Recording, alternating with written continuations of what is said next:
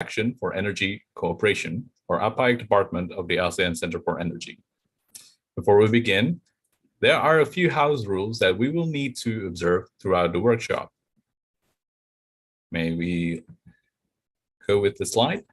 First, the participants should ensure a convenient environment and reduce background noises, such as turning off your cell phones, etc. Participants should mute their microphone and only unmute if they wish to speak or present. Participants should also turn on their video or camera when presenting or making an intervention. For the question and answer session, those who wish to ask or speak may use the chat room by typing in their country name and send it to everyone. The moderator will acknowledge the request to speak and determine the speaking order. Once the moderator acknowledges, you may turn on the video. Only unmute the microphone once you are called by the moderator to speak. Now, let us hear the opening remarks, delivered first by Dr. Chuan Sanbat Ratanak, Director of the Department of Cooperation and ASEAN Affairs, Ministry of Mines and Energy, Cambodia. Dr. Ratanak, the floor is yours. Thank you, Mr. MC. So let me start now. Dr. Mt Co2-eq of GHG, Executive Director, ASEAN Center for Energy, Mr. Rongdet Pandong, Deputy Director General, Department of Alternative Energy Development and Efficiency, Thailand, and as the EE&C ASEAN Coordinator. Distinguished guests, ladies and gentlemen, good afternoon. As the host country of the 26th Energy Efficiency and Conservation Subsector Network and its associate meeting, and on behalf of the Ministry of Mines and Energy of Cambodia, I am delighted to warmly welcome all of you to the workshop on EE&C in the transport sector through this online platform. The workshop is jointly organized by the Ministry of Mines and Energy of Cambodia and ASEAN Center for Energy, which will disseminate the best practice, discuss the challenge and opportunity in the EE&C in this transport sector, which focus on the vehicle fuel economy solution, transportation system efficiency, and fuel switching while electric vehicle, or to explore all the new technology and adaptation. Today, we have representatives from ASEAN member states and our development partners such as NGO, university, commercial sector, and research institutions who have spending their valuable time and effort to support us. We believe having your active involvement in today's workshop is one of the key elements to ensure energy development in ASEAN region for even more progressive and sustainable and aligned with the global digitalization. Cambodia would like to express our heartfelt gratitude to all delegates and our deep appreciation to ASEAN Center for Energy for co-organizing this workshop.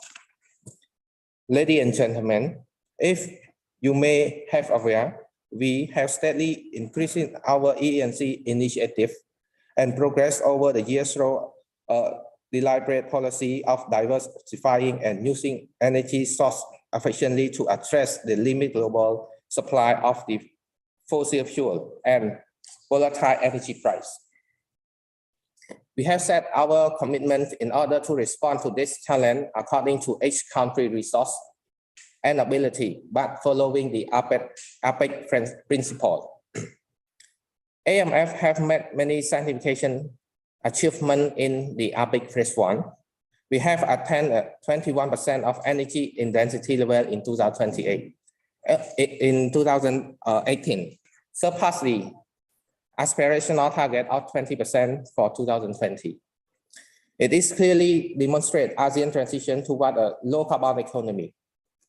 However, due to the world fast expansion, the 6th ASEAN Energy Outlook has been reported that the total road vehicle will increase approximately 2.1 times from 2017 level, reaching to 591 million units.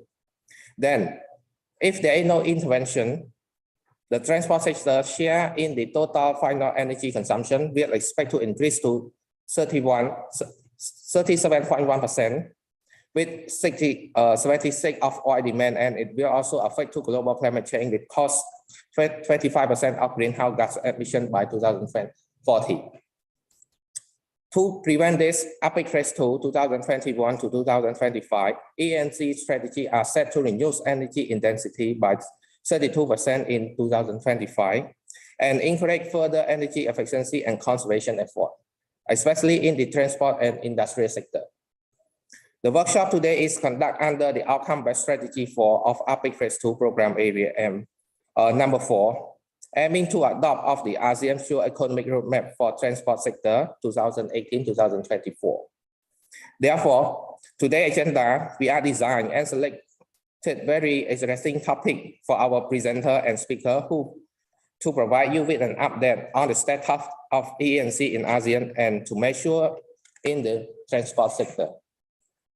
Following by the discussion on the implementation, policy, new initiative and recommendation on the vehicle fuel economic development, sustainable transport system to stimulate energy efficiency, mobility, and to accelerate the employment of electric vehicle in our region, then we can reinvent all this insight to fit for our country and research. Ladies and gentlemen, I would like to urge everyone here to actively participate and raise a lot of questions to our speaker to make the event become more interesting, and we will record all this value input for further arrangement and study. Finally, allow me to express my gratitude to all delegates who have joined us today. I'm looking forward to hearing from you on the discussion and learn from everyone here. I wish the CE guests, ladies and gentlemen, have a successful and produce a very fruitful result of the meeting. Thank you very much. Thank you very much, Dr. Ratanak, for your opening remarks. Next, we welcome Mr. Ruangdet Pangduang, Deputy Director General of the Department of Alternative Energy Development and Efficiency, Thailand, to deliver your remarks. Please.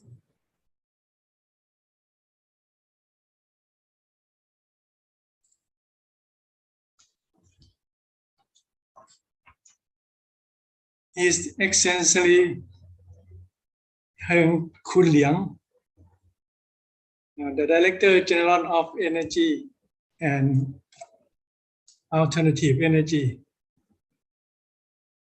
Dr. Sharon Sombat Ratanak, Director Department of Cooperation and ASEAN Affairs, Ministry of Mine and Energy,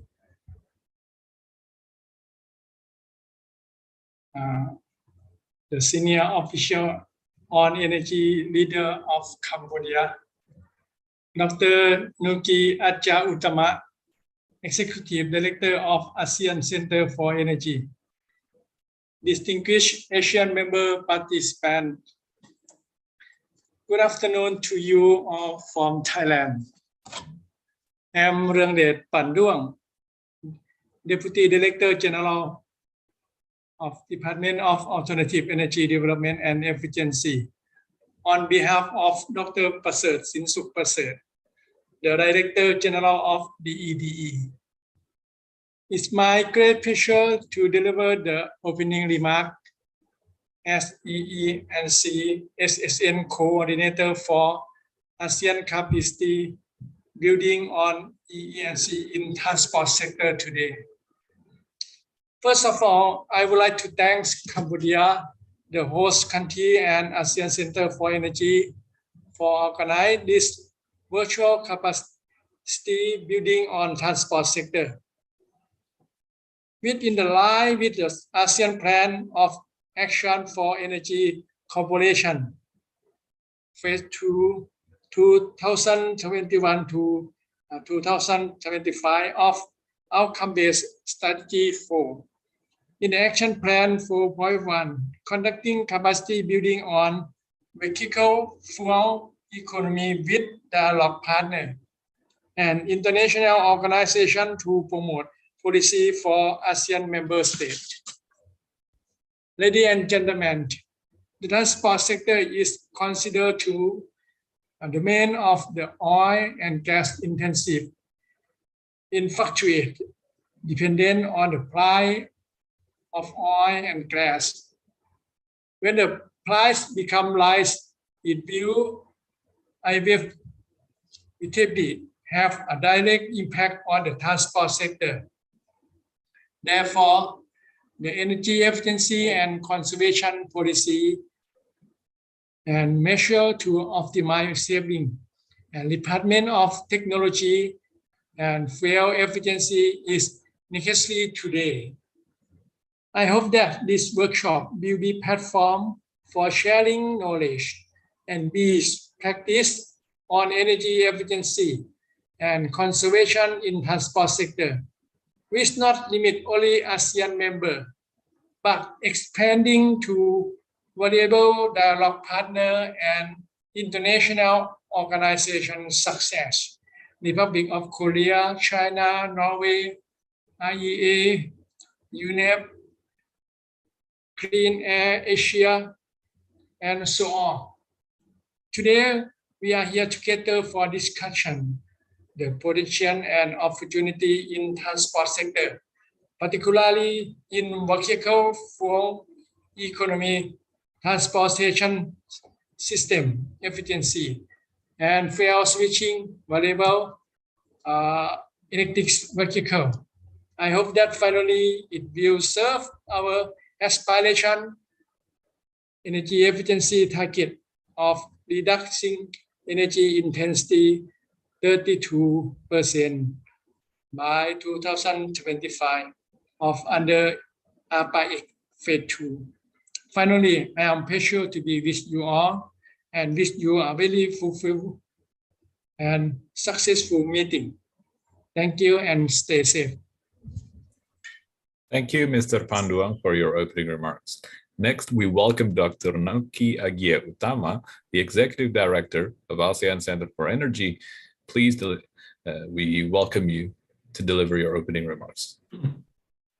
Yes, thank you very much, Eki, and great pleasure to be here, to see very familiar faces, in good health. Again, good morning, good afternoon, good evening, wherever you stay and tune in these activities. First of all, I'd like to say thank you for Dr. Chuang Sambat Ratanak, directors from the Department of Cooperation and ASEAN Affairs, Ministry of Mines and Energy, Cambodia, as a host country. Also, thank you, Mr. Wangdet Panduang, the Deputy Director General, Department of Alternative Energy Development and Efficiency, or the EDE, Thailand, as a EE&C SSN coordinator. Colleagues, ladies and gentlemen, on behalf of the ASEAN Center for Energy, I would like to express my appreciation to all the participants, panelists for gathering here today, joining the ASEAN workshop on energy efficiency and conservation in the transport sectors. I would also like to thank Ministry of Mines and Energy Cambodia for the strong and continuous support in hosting the 26th ASEAN Energy Efficiency and Conservation Subsector Networks, EE&C SSN meeting on the ASEAN Energy Cooperation and its associated meeting, including this EE&C in Transport Sector Workshop. We all know that the ASEAN Center for Energy launching our flagship report, which is the 6th ASEAN Energy Outlook. And the transport sectors was responsible for the 26% of the total final energy consumption in the region and 70% of oil demand in 2017. Additionally, the same report also projected that the total road vehicles in 2040 will increase approximately more than twofold from the 2017 level, and it's reaching more than 590 million units. I think it's very large increases for the region. Also, in the 39 ASEAN Ministers on Energy meetings, or the 39 AMEM, adopted the Bandar Seri Begawan Joint Declarations, which affirmed that adopting and expanding energy efficiency measures, including transport, will help reducing energy use and emission in a cost-effective ways, while increasing energy security and overall economic productivity.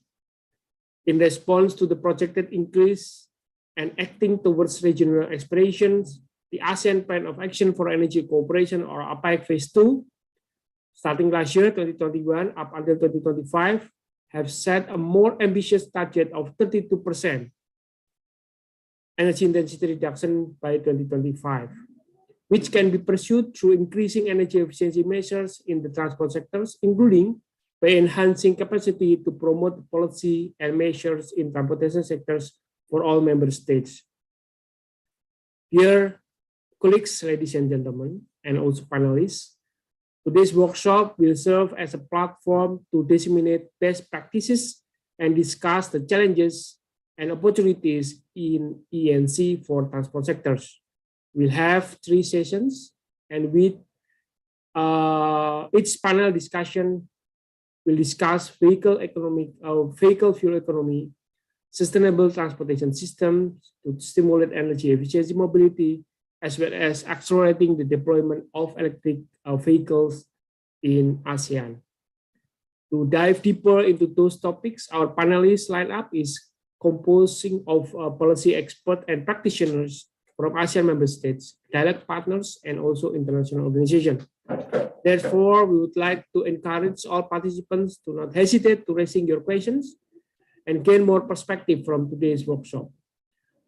Through this capacity building, we hope that ASEAN member states will expand their knowledge in the EE&C transport sector to support in achieving our APAEC targets, which is 32% energy intensity reduction target by 2030. Again, we wish you all a very fruitful session and discussion. Please stay safe and healthy. Thank you very much for your kind attention. Back to you, Eki. Thank you very much, Dr. Nuki. Next, we will have a group photo together. With that, I call for Dr. Ratana, Mr. Panduang, Dr. Nuki, as well as moderators, speakers, and panelists to turn on your camera. May we also close the slides for a moment for this group photo, please? Thank you. Okay, we will give some time for everyone to turn on their cameras. Okay, I can see many speakers here. Okay, and I think we will have the assistance of Shania to take the picture. Okay. Okay, is everyone ready? Okay, then I'll hand over to Shania then.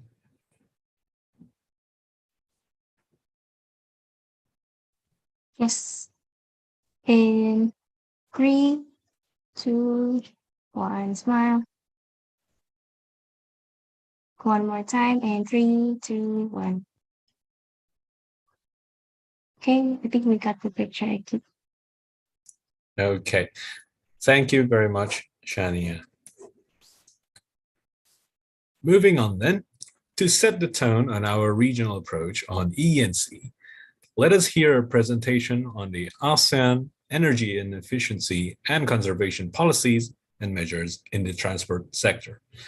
This will be delivered by Mr. Rizky Aditya Putra, Senior Officer of the APAEC Department of ASEAN Center for Energy, as well as Ms. Shania Esmeralda Manalu, the Associate Officer for the APAEC Department, ASEAN Center for Energy. Please, Mr. Rizky and Shania, the floor is yours. Thank you so much, Eki, for the introduction, and good afternoon, ladies and gentlemen. Before we move on to deep dive discussion this afternoon, please allow me and my colleague Shania to provide you a brief highlights of the ASEAN EE&C policies and measures in the transportation sector. And can we have the slides, please?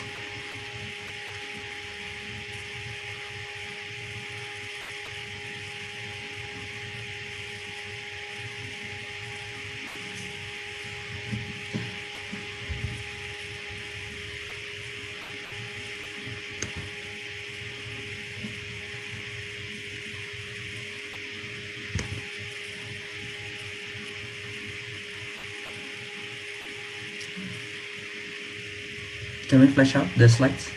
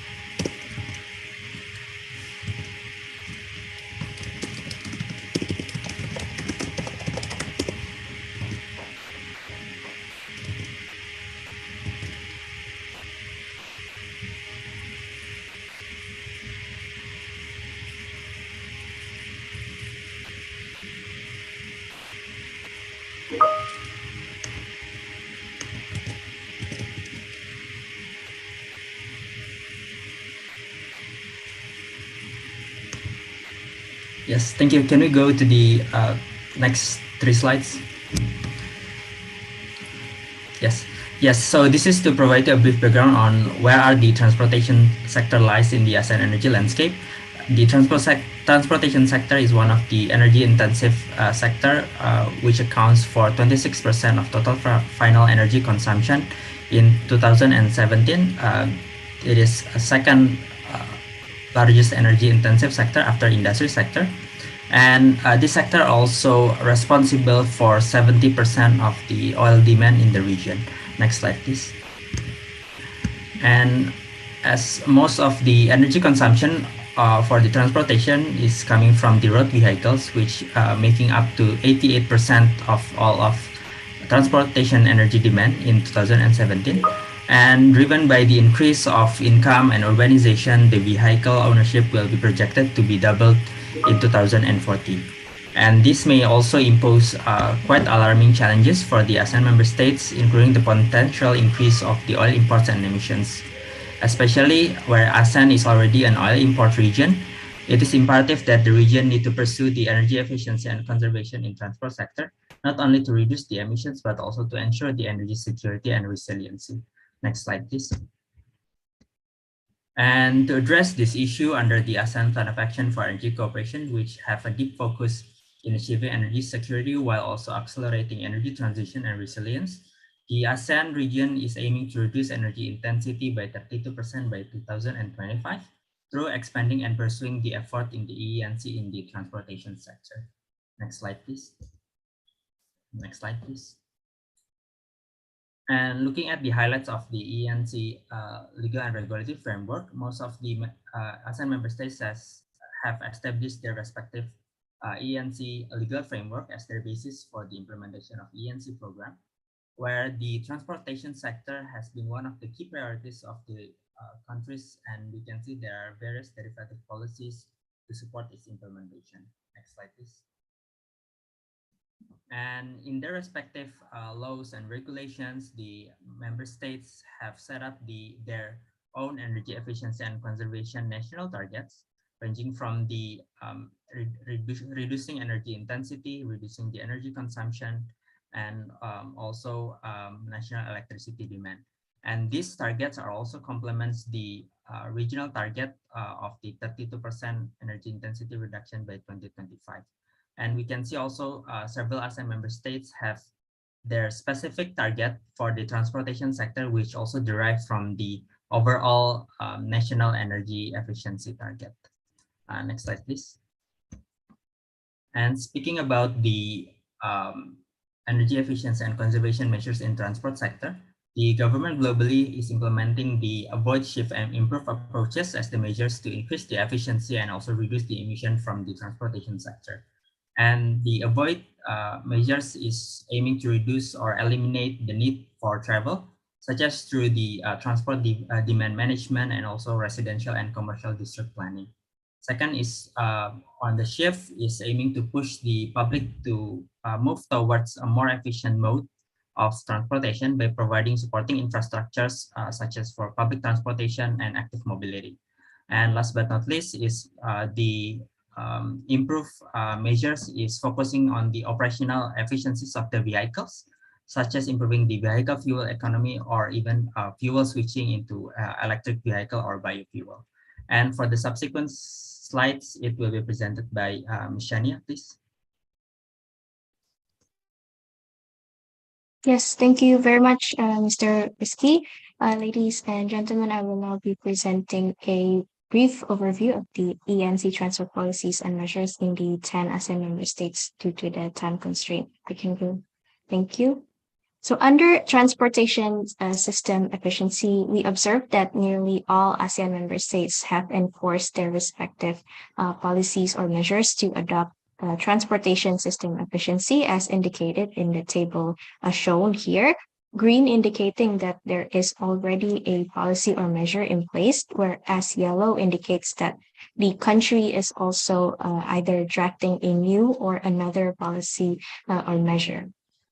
Several ASEAN member states have also established either a national or capital city level transport master plan as a roadmap to achieve their transportation system efficiency goals.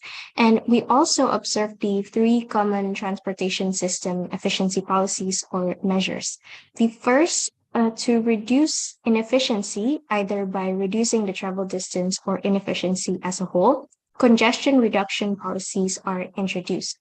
For example, in the Philippines, they are considering to apply congestion taxes to their long-term transportation system efficiency plan. Singapore has applied a vehicle quota system, and in Jakarta, Indonesia, there is a odd even license plate where it only allows cars whose license plate ends in an odd number to be allowed through certain routes on an odd number dates and vice versa.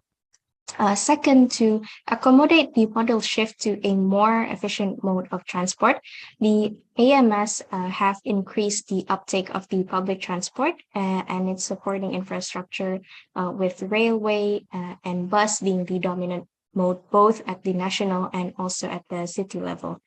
For example, in the picture shown on the right, we see Jakarta conducting test runs on its recent light rail transit following the recently established MRT.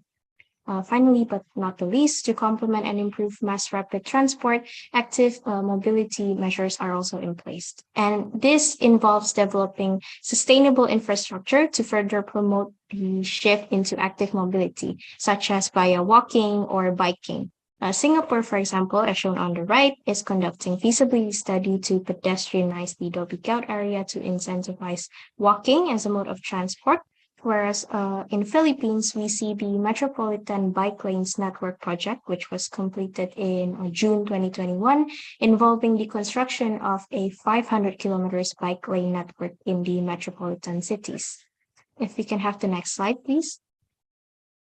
Thank you. In terms of vehicle fuel efficiency standards and labeling, the enforcement of this, however, remains rather limited in ASEAN member states. Singapore and Vietnam have enforced its MAPS, minimum energy performance standards policies, whereas other ASEAN member states are still either considering or developing such policies or measures. And regarding labeling systems, which helps consumers make informed decisions on the vehicle, Singapore, Thailand, and Vietnam have each established their respective mandatory labeling system, in which the examples can be shown below here on the screen. If we can go to the next slide, please. Thank you. Under fuel switching, AMS are heading towards the increasing penetration of electric vehicle, where as shown in this slide, the ASEAN member states has set up EV targets either through units or percentage sales ranging from the year between 2025 until 2040. And for Singapore and Thailand, who targets 100% EV sales, this is complemented by the phasing out of internal combustion engine. Next slide, please. Yes, so the majority of the previous EV targets that were shown, it was derived from the EV policies laid down here in the above row.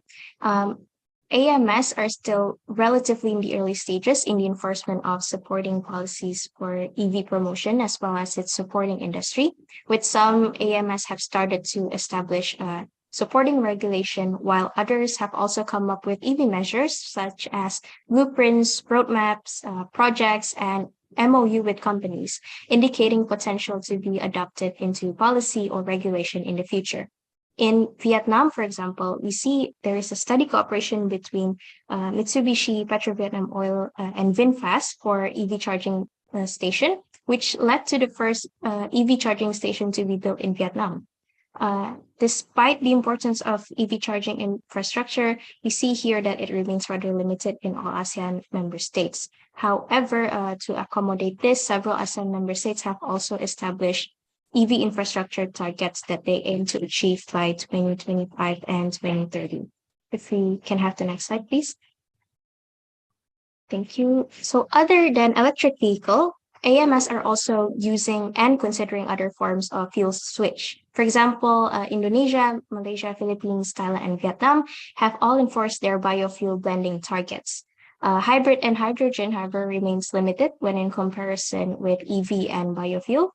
Some AMS are considering the shift in hybrid cars, where 3 AMS have developed hybrid car-related policies, and it is mostly tied with EV policies or measures, while only 2 AMS are exploring the potential of hydrogen as alternative fuel for vehicle through studies.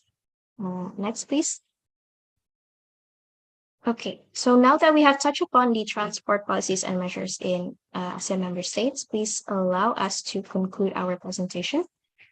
Upon our presentation, we found that first, AMS have established EE&C law or main policy documents specifically or partially dealing with the transport sector. Second, AMS have each established their national EE&C targets, with Brunei, Cambodia, and Thailand having a direct target specifically for the transport sector, which is derived from the overall national EE&C target. Third, vehicle fuel efficiency standards and labeling policies remains rather limited in ASEAN, with only Singapore and Vietnam enforcing maps and labeling system to be mandatory in Singapore, Thailand, and Vietnam. Fourth, transportation system efficiency policy, which will involve shifting the public's behavior, are mainly focusing on mass rapid transport, active mobility, and congestion reduction policies. And finally, most ASEAN member states are prioritizing electric vehicle for fuel switching, whereas for biofuel, hybrid, and hydrogen are considered by some ASEAN member states, depending on various resources and priorities. Ladies and gentlemen, I think that marked the end of the overview of ASEAN EE&C policies and measures in the transport sector. Thank you very much. And back to you, Mr. Eki. Thank you very much, Mr. Rizky and Ms. Shania. We will now move on to the first session of the workshop on vehicle fuel economy. The session will be moderated by Dr. Chon Sambath Ratanak. Dr. Ratanak is mainly responsible in the area of cooperation, public relation, and press for the field of mines, energy, and petroleum. He received his master's degree in commerce from Charles Sturt University in 2015 and Doctor of Commerce from European University in 2017. He also holds a PhD in political science from Royal Academy of Cambodia, and currently he is an alternate SOE leader for Cambodia. With that being said, over to you, Dr. Ratanak. Thank you, Mr. Equilibrium, for your introduction. So to start our agenda, I would like to invite Mr. Benny Ganto, the senior official from the ASEAN Secretariat Transport Division, to present us on the progress and plan on the ASEAN Fuel Economic Roadmap for Transport Sector 2018-2025, with focus on the light-duty vehicle. The floor is yours, Mr. Benny, please. Thank you, Dr. Ratanak, for the introduction. Good afternoon, all distinguished participants from ASEAN member states. First of all, I would like to thank the Ministry of Mines and Energy of Cambodia, as well as the ASEAN Center for Energy for organizing this workshop, and also to the Department of Alternative Energy Development and Efficiency of Thailand as the coordinator of the EE&C SSN. My presentation in the session 1 on the vehicle fuel economy is to present on the development and progress of the ASEAN Fuel Economy Roadmap. Next slide, please. The outline of my presentations, basically I would like to highlight that there are 2 studies on the fuel economy roadmap. The first one was completed in 2018 with the support from GIZ, from ASEAN German Cooperation Project. It completes the ASEAN Fuel Economy Roadmap for the transport sector 2018 to 2025 with focus on light-duty vehicles. The second study was published recently in March 2022 with the support from the International Transport Forum. Basically, the study is reviewing the implementation of the ASEAN Fuel Economy Roadmap. Next slide, please. The ASEAN Fuel Economy Roadmap for Transport Sector was adopted by 24th ASEAN Transport Ministers meeting in 2018 with the main focus on light-duty vehicles. The roadmap aims to provide a common approach to implement fuel economy policies in the transport sector for ASEAN, both at the national and regional level. It also enables ASEAN member states to select and implement policy options with the vision to transform ASEAN light-duty vehicles market to be more fuel efficient. The study, as well as the press release for this initiative, has been uploaded on the ASEAN website. Next slide, please. There are several aspirational goals of the roadmap. The first one is it aspires to reduce average fuel consumption of new light-duty vehicles sold in ASEAN between 2025 to 2020. Between 2015 to 2025, which would improve fuel economy from 7.2 liter gallon equivalent per 100 kilometer to 5.3 liter gallon equivalent per 100 kilometer. The second aspirational goal is to define common indicators and methodologies, as well as baseline data for fuel economy. The third one is to establish regional cooperation, national action, and fuel economy policy leadership. The fourth goal is to align fuel economy label information regionally. The fifth one is to introduce or enhance fuel economy or CO2 emission-based fiscal policies. And the sixth one is to adopt national fuel economy standards for light-duty vehicles. Next slide, please.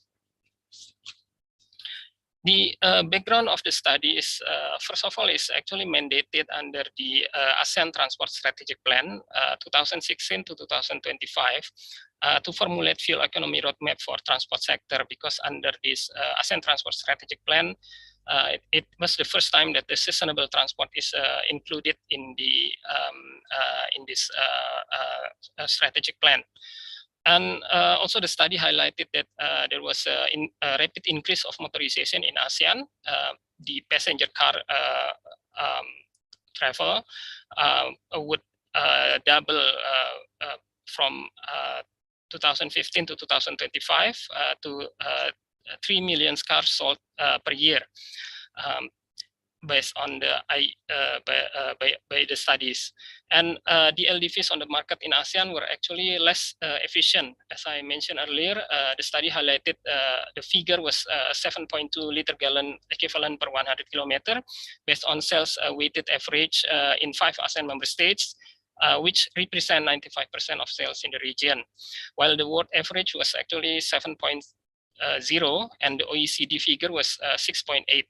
And also there is a need to reduce emissions of greenhouse gas from transport sector, while the alignment of fuel economy policies among ASEAN member states would also support market integration, and then it would reduce burden of regulatory compliance for automakers operating their business in ASEAN. Next slide, please. The study also highlighted the vehicle measurement and performance in ASEAN region versus the world. So it shows that the engine power in vehicles in the region are 30% less powerful, with the 10% lower engine displacement. And the cars are actually 8% lighter, 5% smaller, but 3% less fuel efficient. Next slide, please. This is based on the study from GFEI. It shows that the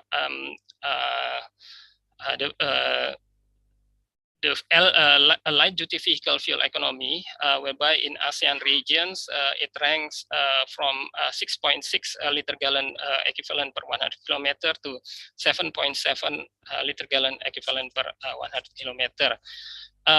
The next slide, please. The aspirational goal is actually to achieve the region figure of light-duty vehicles fuel economy to 5.3 liter gallon equivalent per 100 kilometers. Next slide, please. There are vision, goals, and actions to some sort of to support to achieve this target. And the first goal is actually to improve the fuel consumption The second one is to define common indicators and methodologies, as well as baseline data for fuel economy. The third goal is to establish a regional cooperation, national action, and fuel economy policy leadership. The fourth goal is to align fuel economy label information in the regional. The fifth goal is to introduce or enhance the fiscal policies based on fuel economy or CO2 emissions, and to sixth, to adopt national fuel economy standards with the regional to align with the regional standard in the long term. The next slide, please. The recommendations from the study actually provide overview of several categories, such as from the monetary elements, regulatory aspect, and consumer information. The options for fuel economy development can be through by providing consumer information, such as labeling, to implement fiscal policy measures, such as through vehicle tax and rebate, or fuel taxation. Also to establish a fuel economy standards by setting limits to vehicle fuel consumption or CO2 emissions for new vehicles. And to have a fuel quality regulation, such as to have a higher octane level and low sulfur fuels. Also to ensure vehicle maintenance for car efficiency, and to improve in-use fuel economy measures, such as through eco-driving and intelligent transport system. Next slide, please.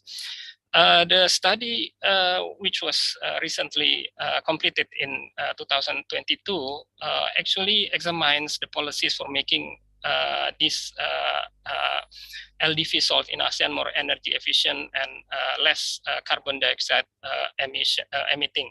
And it provides insights for other motorized road vehicles, also to explore opportunities for aligning policies across ASEAN, and to consider the role of trade facilitation agreements. Also to provide recommendations for a transition towards electrification. Next slide, please. There are some findings from this study, in particular that for the implementation of the ASEAN Fuel Economy Roadmap, there are still various development stages among the ASEAN member states. I think presenter from ACE has already mentioned some of these. So I would just to highlight that the various stages are on taxation on vehicles, the labeling, implementation, while in some countries they don't have the fuel economy policy in place. And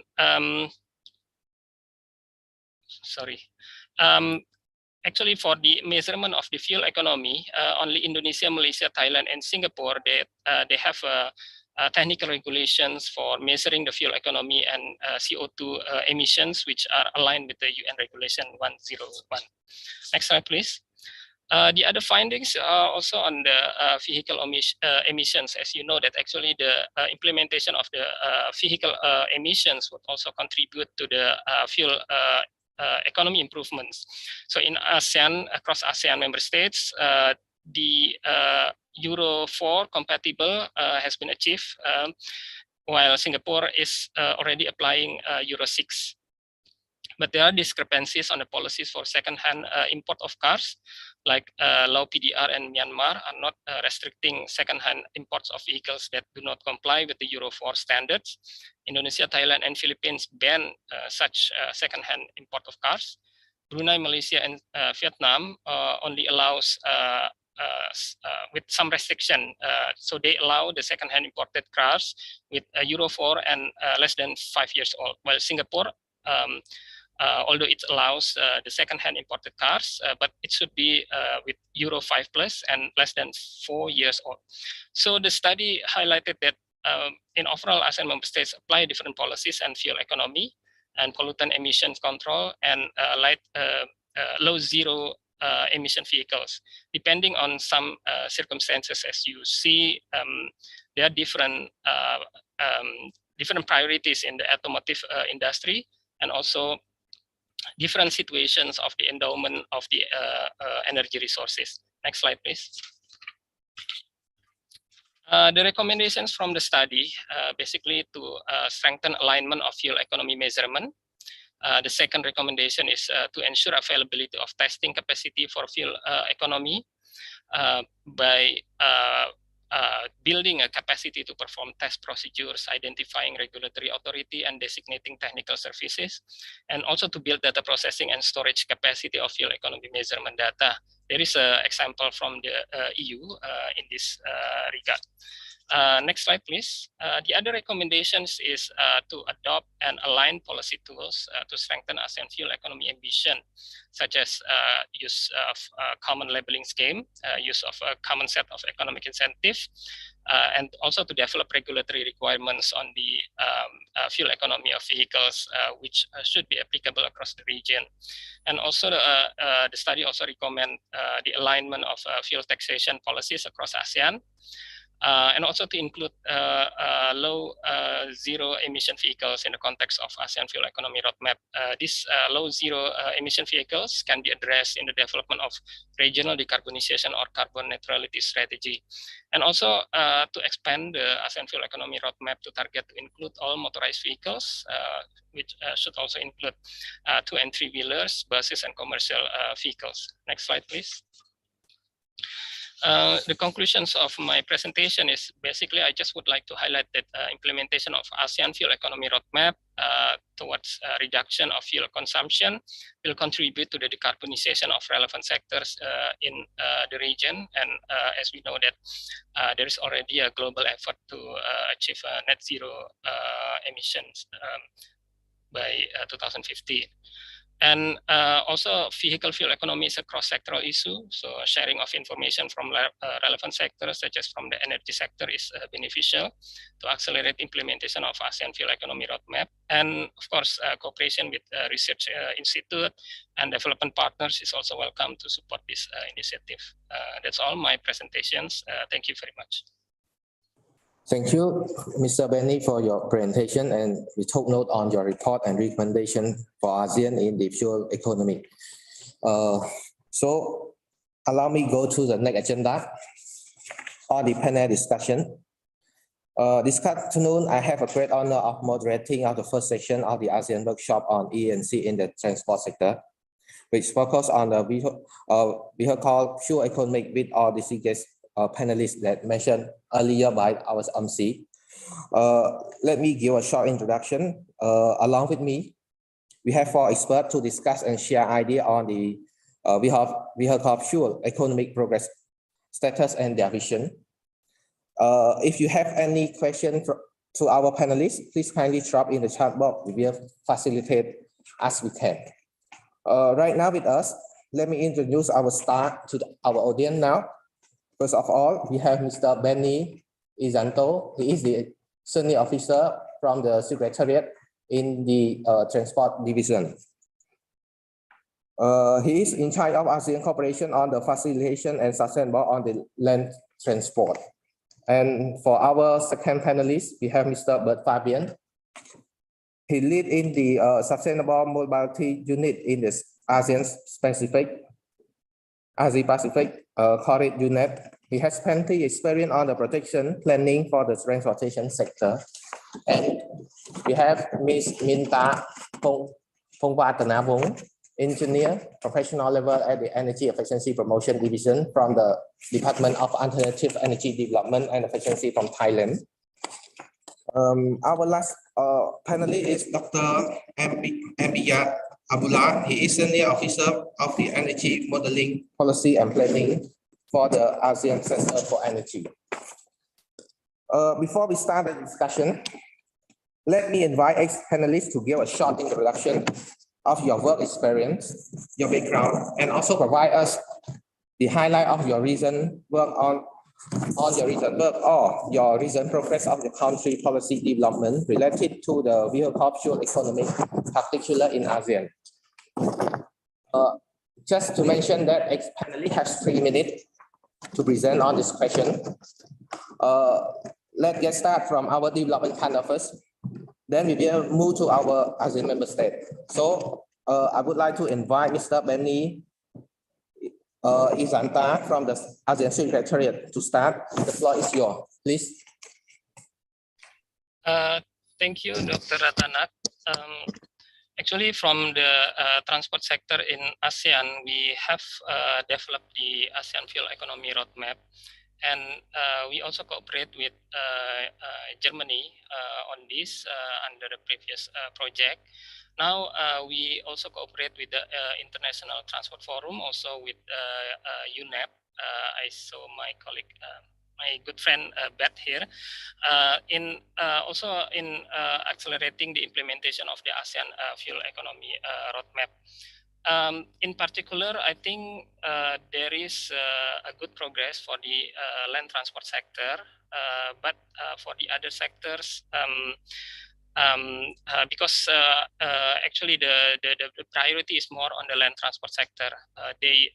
As you know, that actually the land transport, especially for the road transport sector, contributes the biggest share of the carbon emissions from the transport sector. So from the ASEAN transport sector, basically energy efficiency and fuel economy is quite new area as well, but in some countries they have been more advanced, and I think from the view of the development partners, they see this as an important subject which ASEAN needs to accelerate. That's all my introduction, Mr. Moderator, on this. Thank you. Thank you very much for your introduction. And actually, you have just made a very comprehensive presentation on the progress and the plan of the ASEAN Fuel Economy already. So allow me to move to Mr. Bert Fabian from the UNEP to start. The floor is yours, please. Thank you very much, Mr. Chair. I have been involved in this topic for quite a long time.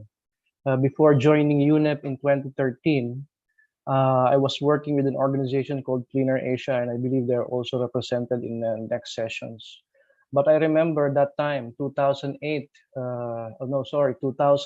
2011, I participated in the meetings of the Land Transport Working Group to support GIZ in proposing this project on transport and climate change, which led to the development of the ASEAN Fuel Economy Roadmap. Myself, UNEP, the reason why we are interested in this topic is, of course, this issue on climate change, but also for us, air pollution. And improving vehicle fuel economy is one of these policies that is able to address these problems. In 2009, this organization called Global Fuel Economy Initiative was established. This was the International Energy Agency, the FIA Foundation, the International Transport Forum, UNEP, ICCP, and other organizations established this with the aim to improve vehicle fuel efficiency, and it was called improving by 50% the vehicle fuel efficiency of the vehicle fleet. So since then, UNEP and GFEI has supported many countries in improving fuel economy. And in ASEAN, we supported the Philippines in their vehicle excise tax development, but also fuel tax. Fuel tax is also a vehicle efficiency policy. And we also supported Vietnam in developing their labeling scheme. Thailand in the early days working with DEDE. And I see that we have our colleague, Ms. Minta, who will be able to say more about their experience, was also part of this capacity building efforts. More recently, we have supported Myanmar, Cambodia as well, Mr. Moderator, on developing a fuel economy baseline. And also Malaysia in terms of the baseline development and the voluntary label. And together with partners in support of this fuel economy roadmap, we will continue our efforts to help Benny, my good friend in the ASEAN Secretariat, to help in this issue on fuel efficiency. But if you don't mind, I would just like to congratulate ACE, but also the Energy Efficiency and Conservation sub-network in this meeting, because you are continuing efforts to focus on transport. And I also see that you have vehicle fuel efficiency and transport system efficiency, which is related but different things. So this is very important. And in the energy sector, this issue of energy efficiency needs a leader. And together with the Land Transport Working Group and the energy ministries, I hope you all the success. Thank you very much. Thank you very much, Mr. Fabian, for sharing with us on your experience on this sector and also the latest update about the network on this topic. We have learned on your perspective and congratulate for your excellent work in the organization. We also saying for your organization agenda to ASEAN region. Thank you very much. Now let's move to our third panelist, Ms. Minta Watanawong from the Department of Alternative Energy Development and Efficiency, Thailand, to share your view on this matter.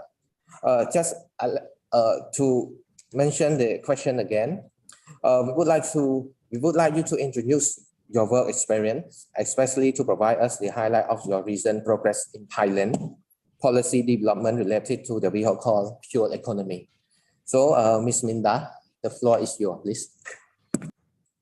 Thank you, Dr. Ratanak. First of all, I would like to thank you, Cambodia, for hosting this event. My name is Minta Watanawong. I'm an engineer at professional level at the Energy Efficiency Promotion Division, Department of Alternative Energy Development and Efficiency, Ministry of Energy, Thailand. My work is on energy efficiency in transport sectors, mostly on policies, monitoring, as well as create projects to increase efficiency in transport sectors, both on land transport, waterway, as well as the rail to monitoring.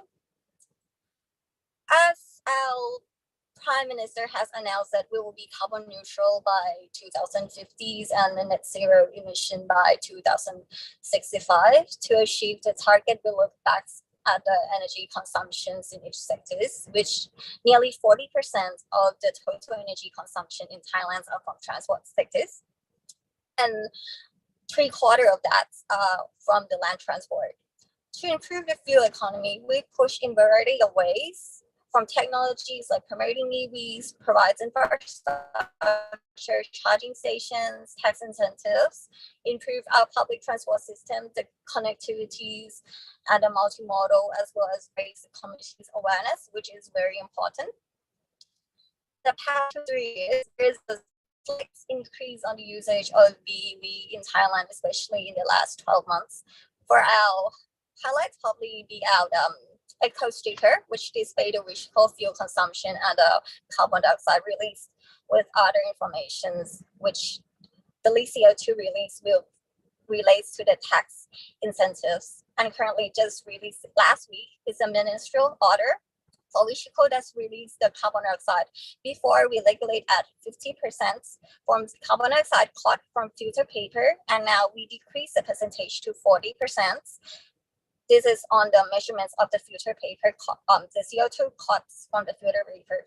So Thailand is pushing hard towards the energy efficiency target as well as the fuel economy. Thank you. Thank you, Ms. Minta, for sharing with us on the best practice and experience in the development of the visual code in Thailand. We recognize on this progress and the effort in Thailand. Thank you once again. Now, allow me to invite our last speaker. I would like to invite Dr. Ambiyat from the ASEAN Center for Energy to share your view on this question. You have 3 minutes, please. Yes, thank you very much. I have prepared some presentation that I would also do some talk with that presentation, I think, as my other colleague also presented. And thank you very much for the opportunity. I would like to present 2 key insights from our modeling work, like AAO6 report, that we found that under the baseline scenario, which means without any policy intervention, we found that transportation sector will contribute and grow to the, how to say, to the significant share of the total emission in the ASEAN. And we could also see from the modeling result that oil will continue having most share of the transportation flow without any effort from the current condition, will be increased up to 76% in 2040. But we have also good news from modeling results. In next slide, please. When we try to implement some policy intervention under the ETS and also under the APS scenario and translate it into the modeling result, we could see good news that provide opportunity for the ASEAN member state countries to implement this policy in the transportation sector. That with the ETS scenario, that's the target put by the each member state to reduce the emission from the transportation. Actually, it could successfully reduce the total final energy demand from the transportation sector by 6.3% in 2025 and by more than, up to 18% in 2014. And we could also see the positive news from APAEC target with the stronger policy measure apply. It could also help the ASEAN member state country to reduce more and reduce emission and to reduce consumption from the final energy demand more than the baseline scenario. But we have good news from this kind of the policy intervention, but then we could also see another challenge that I think colleague from the ASEAN Secretariat, Mr. Benny already presented, and also the colleague from UNEP but also presented, and also your report is really good timing and really good see the progress of the how your institution and how's the progress toward the each ASEAN member countries in the fossil fuel energy roadmap. And I would summarize the challenge that's currently faced by the ASEAN member states. First, each member state has heterogeneous policy targets and measure and indicator, which is a common. I think it's also mentioned in your report. And also we have the diverse of domestic primary energy situation and data availability for monitoring and evaluation progress, also another challenge in this region. And also the current human capacity as a capacity building potential collaboration could be also could be also improved for the next term. And then when we look on the possible policy measure, we have opportunity, we have good news from the modeling result. We also realize the challenge. Then what next we can do for the way forward for the possible measure? I think Mr. Benny also already presented in his presentation about some policy, and also some colleague from ACE also presented, but I would like to summarize into two main categories of the policy: supply side measure and demand side measure. We have a lot of policy, but if we look, it basically is two categories of the policy: supply and demand. But then we also realize that our capacity and our financial human capacity and financial capacity are also limited. So we need to prioritize one policy at the one time, and I think supply side measures should be taken as a lead in this issue, like fossil fuel taxation policy that's also mentioned by Mr. Benny, and it will lead on the behavioral change on the demand side as well. Yeah, thank you. Thank you very much, Dr. Abiya, for your analysis and study. Also, your work responsibility to the vehicle culture in ASEAN. We appreciate on your outstanding work from you and your colleague in ASE. We also recognize that what you have said, we have to prioritize the policy along with the budget financial support. So, ladies and gentlemen, the ASEAN Pure Economic Roadmap and to achieve the pure economic of around 5.3 LEG per 100 kilo by 2025. and aiming to reduce average fuel consumption of the new light-duty vehicles sold in ASEAN by 26% by 2025. So my question to our development partner is that how do you see the progress and what are the policy gaps that can be identified? The question may I invite Mr. Bert Fabian from the UNEP to answer the question first. The floor is yours, please, Mr. Bert Fabian. Thank you very much, Mr. Chair. If you don't mind, I'd like to share this slide just so you can see this issue. Our yes. colleague, Mr. Benny has showed us this is where the ASEAN, most of the ASEAN countries are. And this was 7.3 liters per 100 kilometer. The fuel economy roadmap shows us 5.3 liters per 100 kilometer this is liter per 100 kilometer by 2025, 5.3 liters per 100 kilometer. Maybe it's sometimes difficult to imagine. This is equivalent to 19 kilometers per liter. 19 kilometers per liter. Many of the cars that we have now can actually reach this. However, there is a growing trend, not only in Southeast Asia, but all around the world for SUVs, or what we call sport utility vehicles, and not the compact SUVs. So the more of these types of vehicles come into our market, the fuel efficiency improvements are eroded and it goes up again. So what I'm in direct response to your question, we are far off from the 5.3 liters per 100 kilometer aspirational target in the ASEAN Fuel Economy Roadmap. And definitely the experience with the COVID has not helped. And we need more activities, more policies in order to do this. Again, there have been many studies that have been done, but there's also experience, concrete experience in ASEAN, particularly for Thailand, and I'm sure Minta will say more about this, on how to implement and do these fuel economy policies. Mr. Benny mentioned the issues that were highlighted by the ITF study in support of the implementation of the fuel economy roadmap.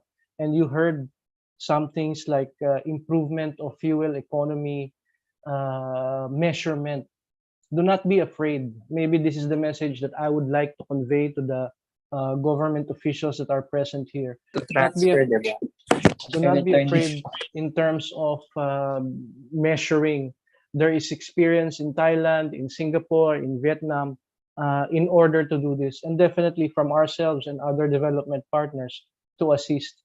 It is also not a requirement to have a lab, an expensive and extensive vehicle laboratory in place before we can implement these policies. And so maybe I just stop there for the meantime in response to this question. Thank you very much, Mr. Chair. Thank you very much, Mr. Bern Fabian, for your excellent response to the question. Actually, it was a very great pleasure to have you with us to share your insight today. So now may I invite Mr. Benny from ASEAN Secretariat to answer the question, please. Thank you, Dr. Ratanak. Actually, I also echo some of the views from Bert from UNEP. Basically, when we set the target for achieving 5.3 liter gallon equivalents per 100 kilometers, we know that there will be some obstacles to achieve this. That's why actually ASEAN member states would like to mention it as an aspirational goals. But I'm sure that there have been some progress in ASEAN member states partially to achieve this target, in particular in terms of raising of the awareness of the importance of fuel economy and also closer regional cooperation among the relevant stakeholders on fuel economy. So I think the most important thing is now we understand more on the importance of fuel economy. But with regard to achieving the quantitative target, I think we also still need support from maybe the development partners like the UNEP in developing the baseline for the fuel economy measurements. And also regarding the testing capacity and setting the standards for fuel economy measures, this is something not purely under the transport sector. So that's why we need also a closer cooperation with other sectors such as the Ministry of Industry and also to the National Standard Agency in supporting the measurement facility for fuel economy in the region. That's all, Mr. Moderator. Thank you. Thank you very much, Bernie, for your insight. I took note on the strengthening of the cooperation with our development partner in the various way that we can work out more solution and to find more initiative. Thank you very much. Now, let's turn to the question to Dr. Ambiya from ASEAN Secretariat. The floor is yours, please. Yeah, thank you. I totally agree with what have been presented by Mr. Bert from UNEP and Mr. Benny. I would like to add, like, in terms of the progress, I could say is still far from the progress, and we have some challenge and obstacle, and I definitely agree with what Mr. Benny say about strengthening the cooperation with development partner would be crucial to achieve the same target. I mean, that's set in the ASEAN Fuel Roadmap.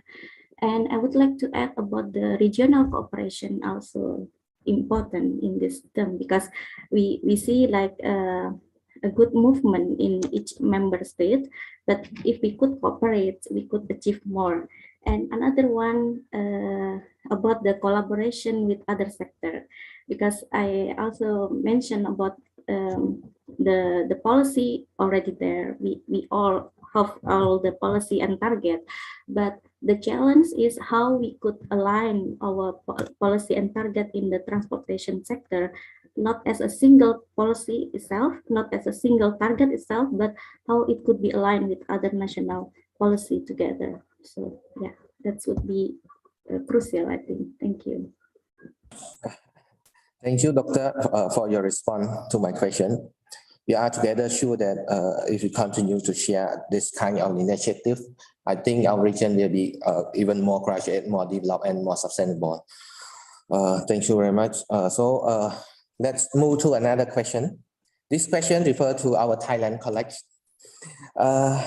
We might be aware that regarding to the pure economic performance standard and labeling, currently only 2 countries have enforced the performance standard, and 3 countries are implementing mandatory pure economic labeling. So how do you see the important pure economic performance standard and labeling in increasing pure economic in ASEAN region?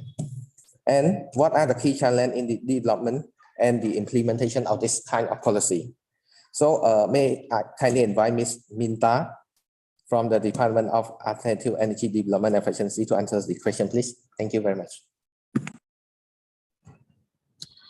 Obviously, setting the standards and labelings are essentials. With setting the standards will be the baselines and eventually improve the whole technologies and fuel economies. But for the challenge in the development of standards and labelings, there will be a few obstacles. In the discussion, I will mention 2 types of standards. One will be the freight transport, the Q mark, and the acoustic standards. According to the green freight standards and fuel economy labeling in Thailand, both policies took quite a long time in implementing. The most important issues is the government's needs consistencies to focus on adopting the policies.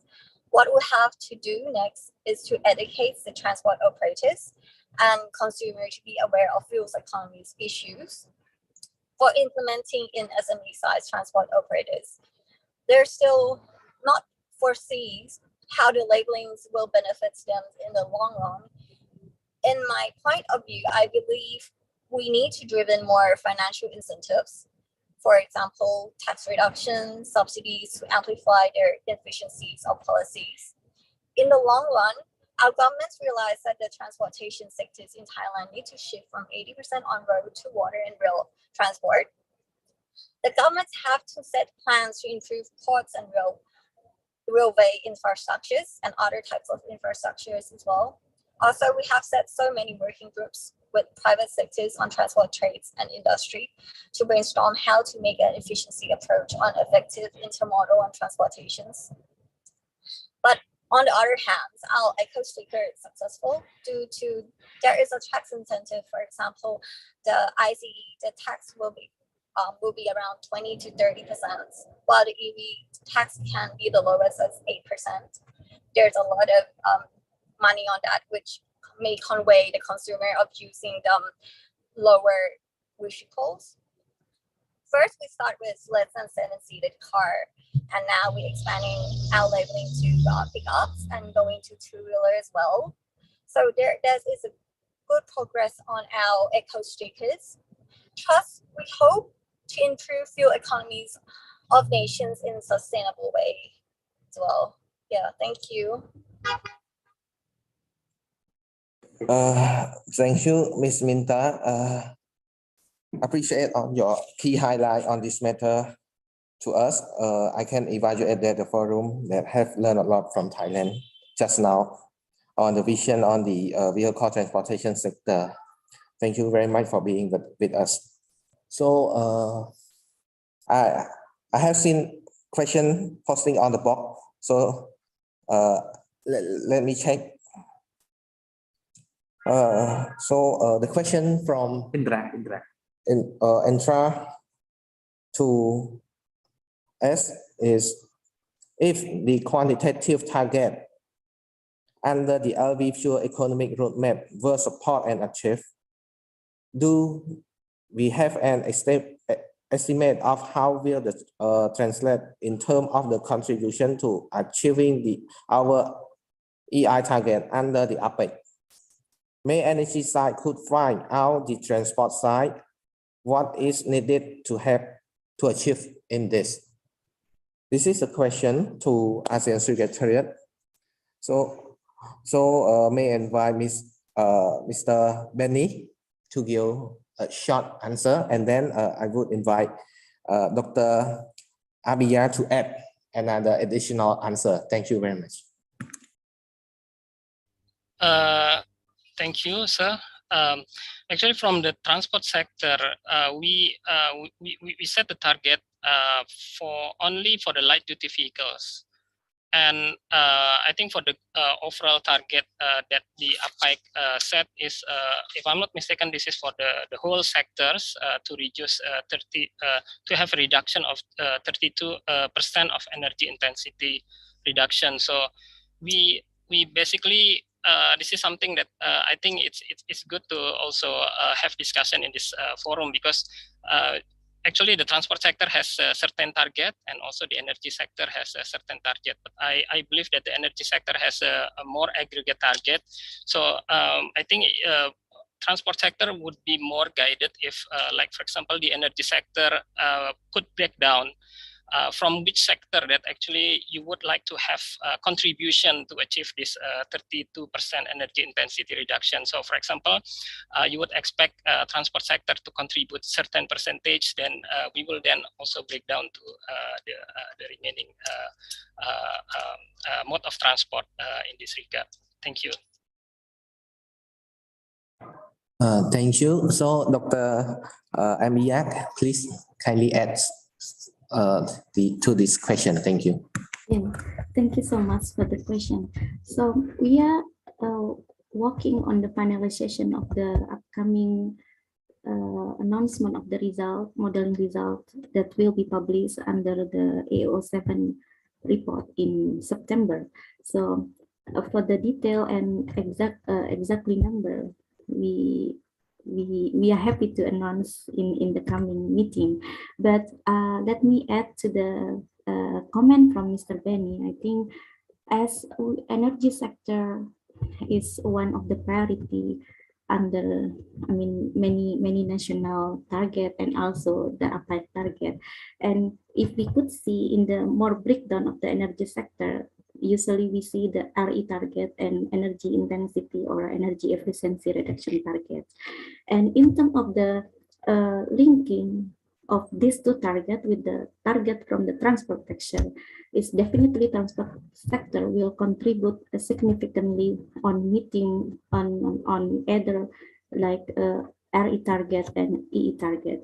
And if we look in terms of the contribution from the quantitative target under the light vehicle fuel economy that's mentioned by Mr. Benny for the energy intensity reduction target, it will contribute significantly to the achievement of the EE target sector. But for the exactly number, how, and in terms of the number, we are still working on the finalizing of the AO7 report, and we will be happy to report to all of the state members. So then for that, we could talk discuss more detail how we could move forward from this stage into better collaboration. Thank you so much.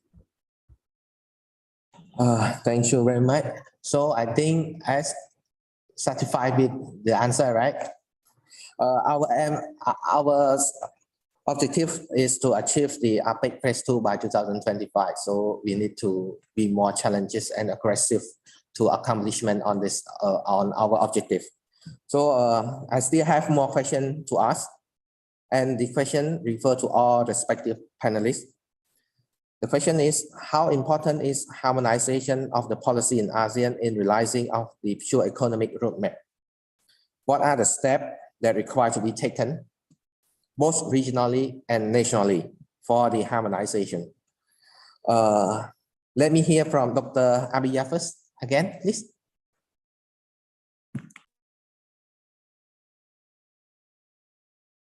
Dr. Abiya, you mute your microphone, I think.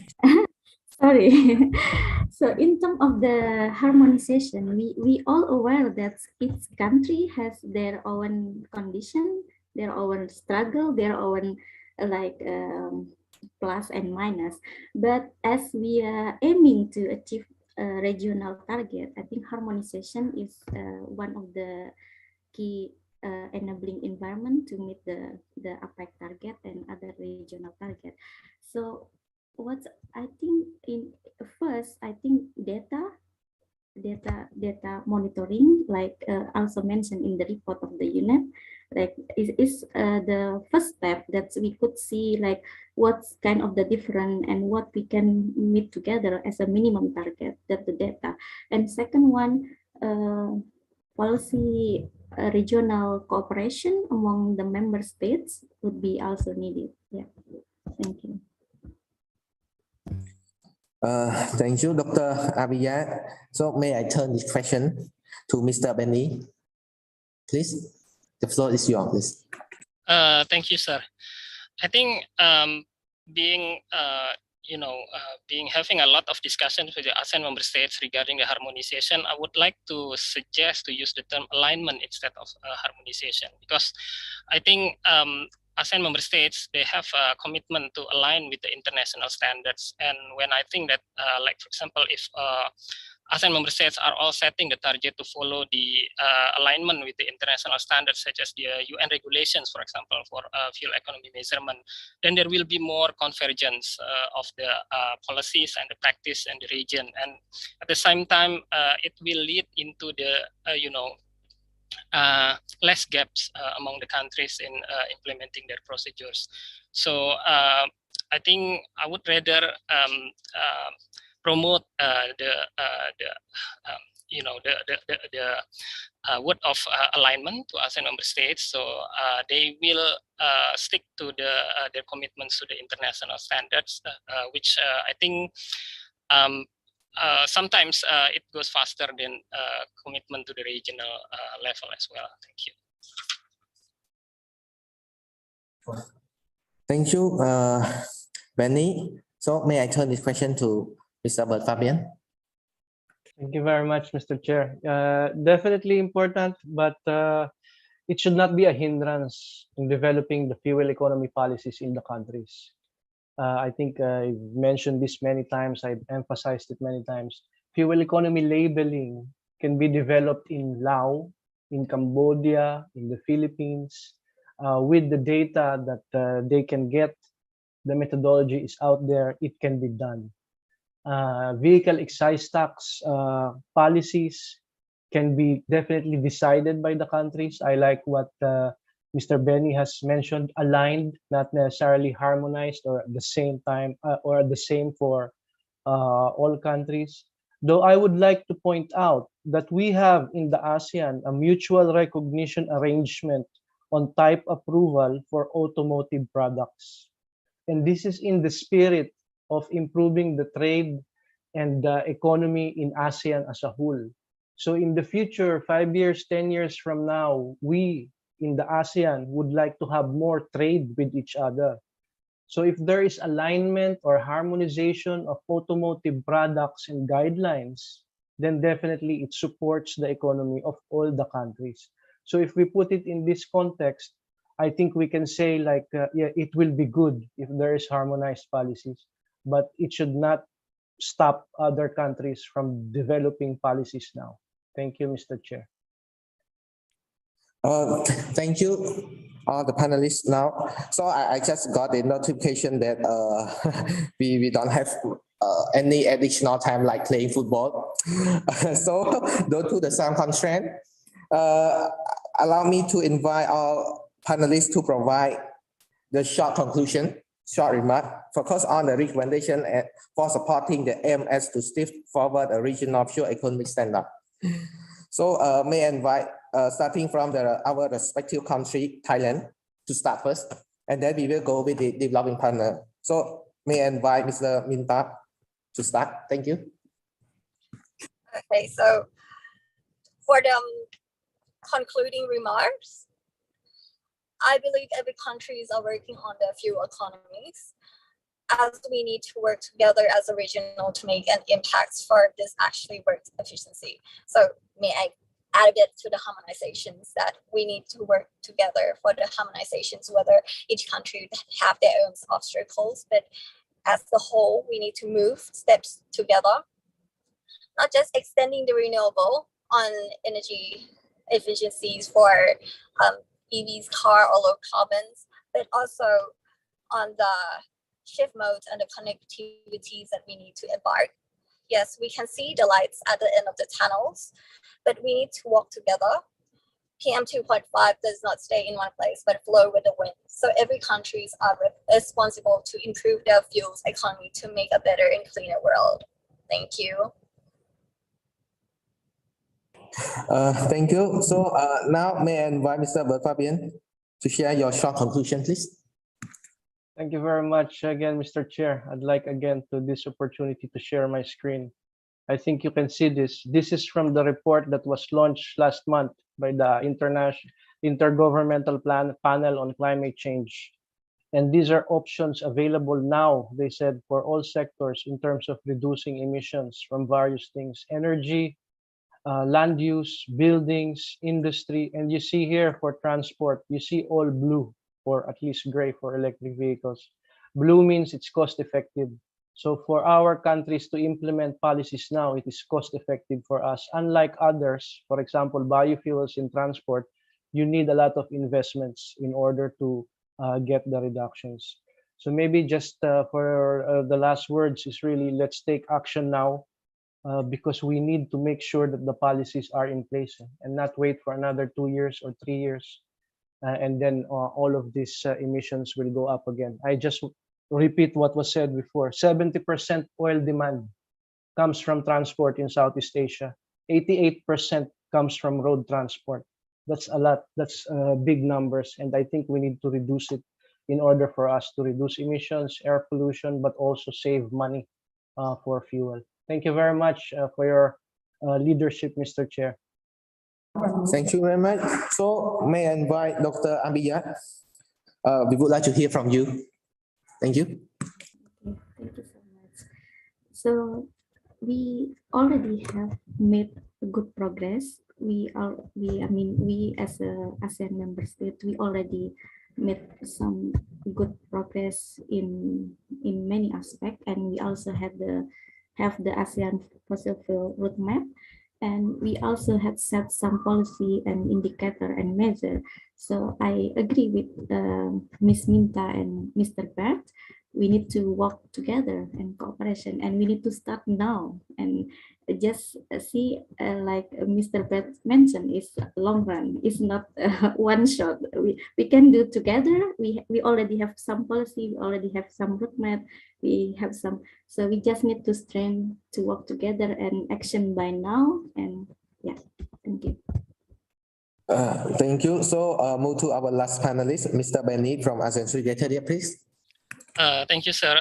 I just would like to highlight that one sector alone cannot work in achieving the target of the ASEAN Fuel Economy Roadmap. So I also agree with the other panelists that this is a cross-sectoral issue. And I think this would require concerted efforts from the relevant stakeholders for the implementation. So I would like to encourage ASEAN member states to strengthen the internal coordination among the countries, among the relevant agencies such as the transport sector, energy sector, automotive standard, as well as from the trade, industry and finance to enable the implementation of goals and actions recommended in the ASEAN Fuel Economy Roadmap. And as also mentioned by Dr. Ambia from ACE, we have actually already a lot of guidelines, roadmaps, and visions. I think the most important thing is actually to align of those policies. So each of the sector should also share their targets and progress to have a common goal, basically to reduce the carbon emissions and to go towards decarbonization of the sector. Thank you. Thank you very much to all respective panelists for sharing with us on your perspective and vision. Actually, today I experienced a lot from you. So now we have reached at the end of the section. Thank you very much for your conclusion. And I believe all the participants here today have had a great time and learned a lot from our panelists. I would like to express my sincere thanks to all respective panelists again for your time to joining with us today. Thank you very much for the audience that stayed with us. And thank you once again as colleagues for your support. And now I would like to turn the floor to MC to continue the next phrase. Thank you very much. Thank you, Dr. Ratanak, for your excellent moderation, and to our speakers and panelists for your insightful discussion. We will now move to the next session, Sustainable Transportation System to Stimulate Energy Efficiency Mobility, which will be moderated by Dr. Pirawat Saisirerat. Dr. Saisirerat has been a researcher since 2012 for the NTEC NSTDA Thailand, National Energy Technology Center, National Science and Technology Development Agency. He attained his Doctorate of Engineering in Mechanical Engineering from the King Mokut University of Technology in Thonburi, Thailand, and University of Orléans, France, in a Sandwich program. He is primarily involved in research on low and zero carbon fuels and energy, clean and energy efficient vehicles, vehicle electrification, and scenario analysis for road transport system. Without further ado then, I provide you with the floor. Please, Dr. Pirawat. Thank you, Liviam, for your kind introduction. So now let I start our second session in the topic Sustainable Transportation System to Stimulate Energy Efficiency Mobility. First of all, may I invite Mr. Bintang Tawita Witaya from the ASEAN Center of Energy to present his experience before we start our panel discussion. So the floor is yours. Thank you. Thank you, Dr. Pirawat, for your kind moderation. And first of all, thank you to the Ministry of Mines of Energy of Cambodia and also the EE of Thailand for this kind of opportunity. My name is Mr. Bintang Widana. I'm a Sustainable and RE Officer in the ASEAN Center for Energy. Next slide, please.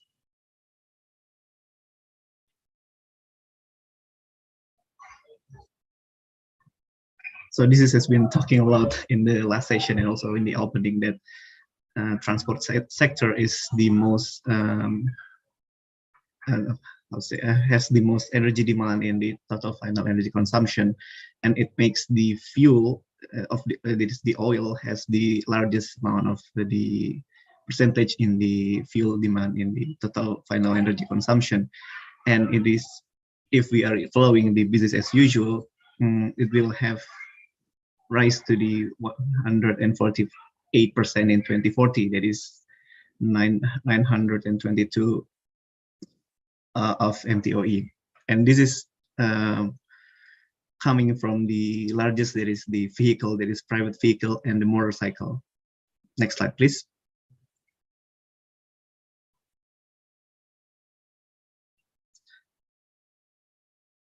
Sorry, before this.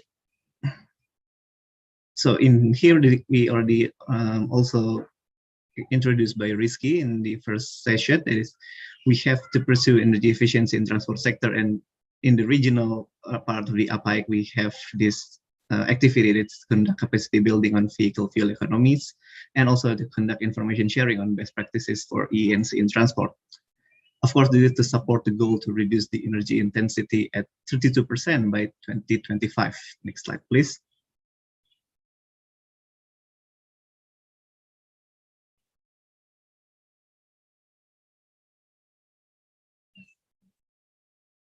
So this is a bit of AMSE energy efficiency in transport policy. We can see here that Cambodia, Malaysia, the Philippines, Singapore, and Vietnam have set their policy for the energy efficiency, and some has not yet announced their official target on transport sector. Next slide, please.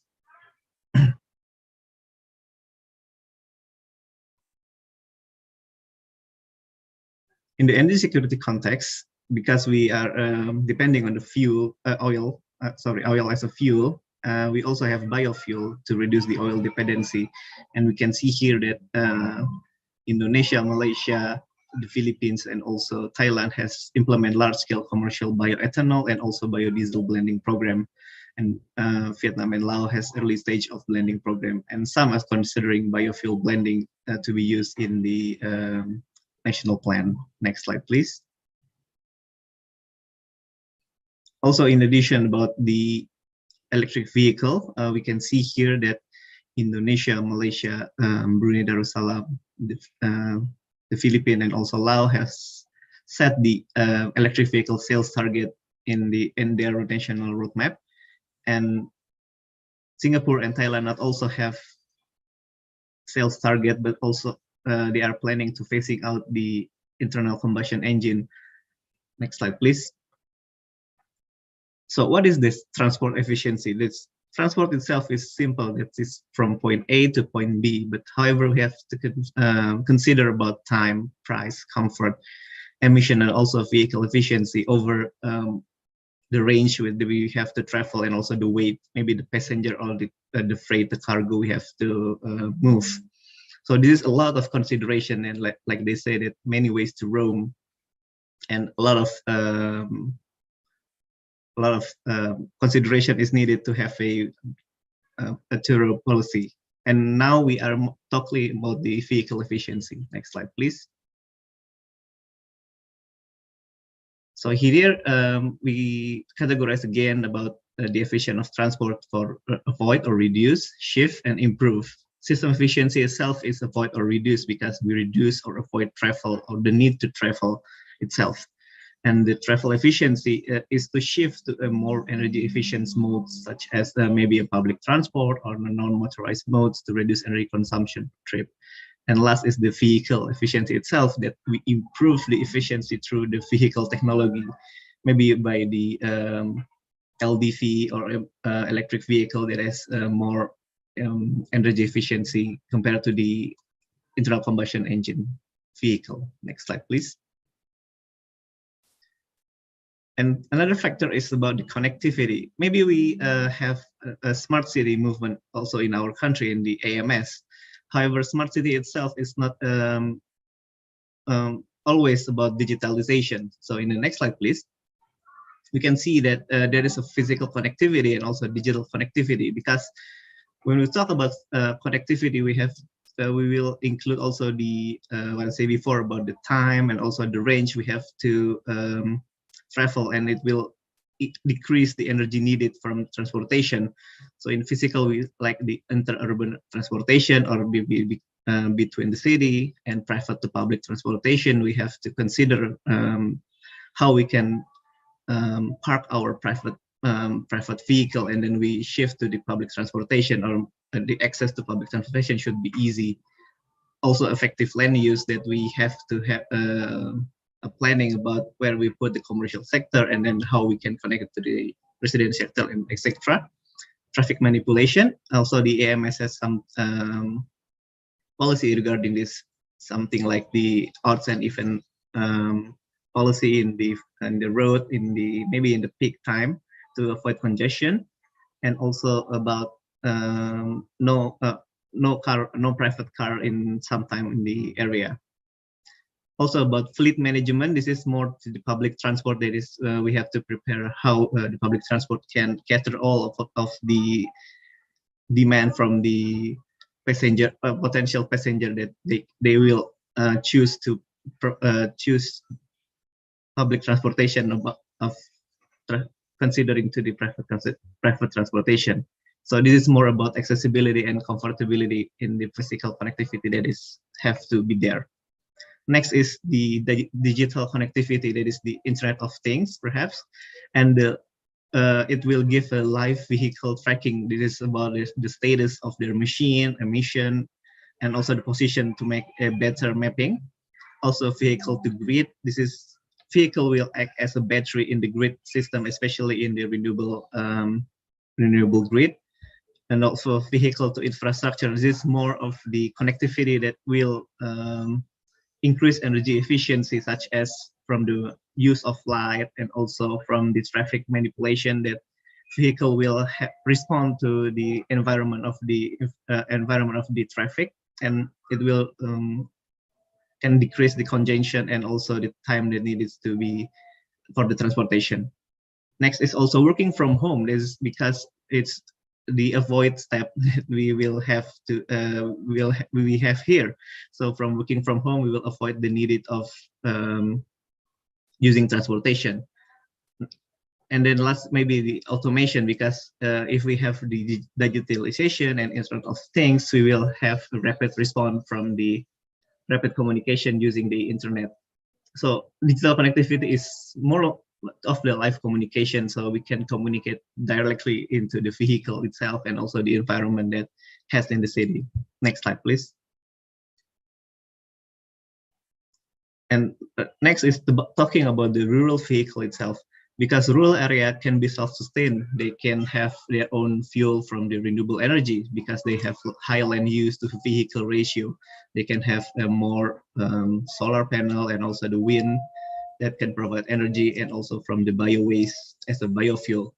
Also, as the rural area might be in between of cities, so they can be a buffer zone, so providing fuel to passing vehicle from their surplus fuel or electricity production. Next slide, please. So this is to conclude that how to accelerate energy transition, that is through the energy efficiency. We have to have a technical specification and standard, and as we have heard before in the last session, that is aligned with the international standard also. So at least we have the fuel economic standard, emission standard, and maximum age limit and vehicle standard. Second is promoting public transportation. Third is adopting to electric vehicle as energy transition. We have to also means that we will use renewable energy. So EV is more likable to the energy transition. Last is the maintaining and improving the use of non-motorized vehicle. Next slide, please. All in all, recommendation for transport sector, we have to adopt stronger demand and supply side policy for both biofuel and also electric vehicle, which is more sustainable to this country. And we keep pursuing the vehicle efficiency target in the ASEAN Fuel Economy Roadmap. We have to strengthen the vehicle emission and fuel quality standard and invest in public transportation and non-motorized transport to reduce the need for driving private vehicle. You can see here some of the recommendation from the biofuel side, electric vehicle side, and lastly from the energy efficiency side. Next slide, please. This is to conclude my presentation. Thank you all for listening to me. You can visit this website for further publication from the ASEAN Center for Energy. Thank you. Back to you, Dr. Pirawat. Okay, thank you, Mr. Bintang, for your for bringing us to your interesting presentation And now, shall we start our panel discussion? And Mr. Bintan, please stay with us. And maybe I invite first Mr. Co2-eq, the policy analyst from Ministry of Energy and Mineral Resource Indonesia. Next, Mr. Deo Umi Asri. Sorry if I pronounce your name incorrectly. Coordinator of Land Transport, Train and City, Ministry of National Development Planning, Indonesia. And next, Miss Catherine Demetra Kantelas, for the leader of Sustainable Transport, Clean Air Asia. So maybe we can start our panel discussion from now, focusing on the energy efficiency measure. So we already listen to every presenter that show us the most energy efficiency measure can be defined into three different definitions, such as the avoid or to reduce the energy using, to shift and to improve the policy. And so those policy may be deployed into the various section. Those are for the passenger transport or the freight transport. So maybe we can start from the first question that about this. So please share us about the plan or activity from your organization or the local measure, or the if there is the national policy involved on the sustainable transportation system. Let we start from Mr. Katu from Indonesia. Yes, if you ready, please share your experience. Okay, thank you, Mr. Chair. Is Dr. Perawat? Can I see my presentation? Yes, I think yes.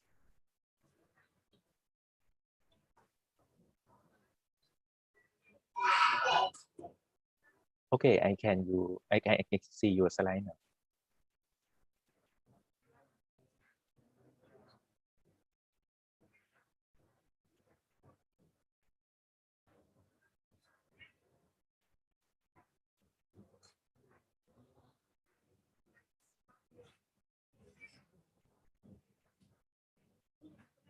Okay, everybody can see my presentation.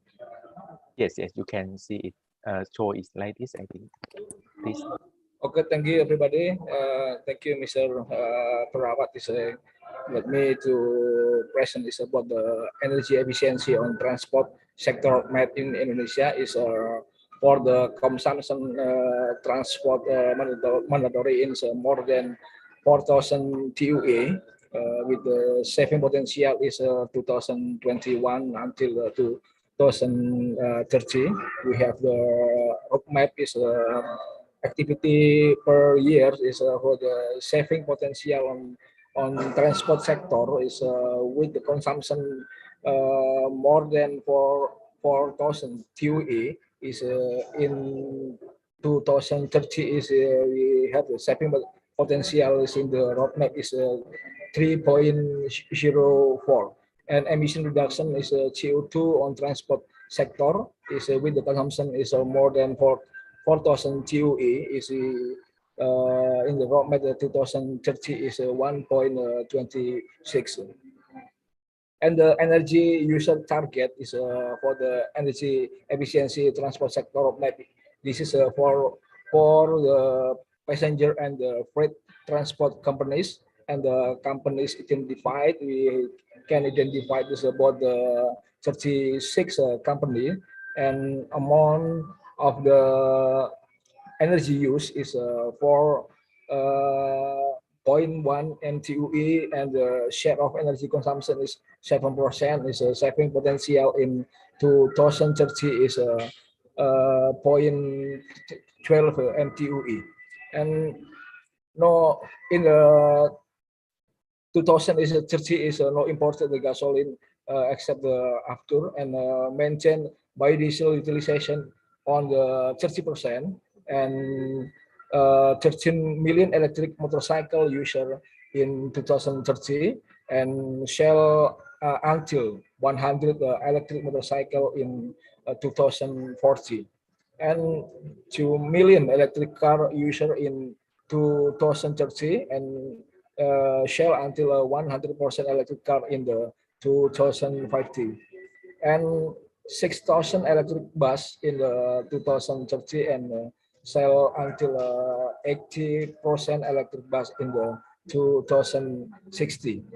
And in 2060, emission from transport sector predicted 149.2 million ton CO2 equivalent.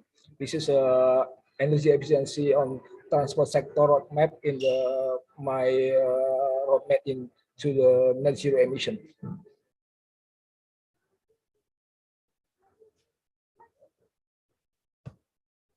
And energy efficiency activity plan on the transport sector in Indonesia, we divide for the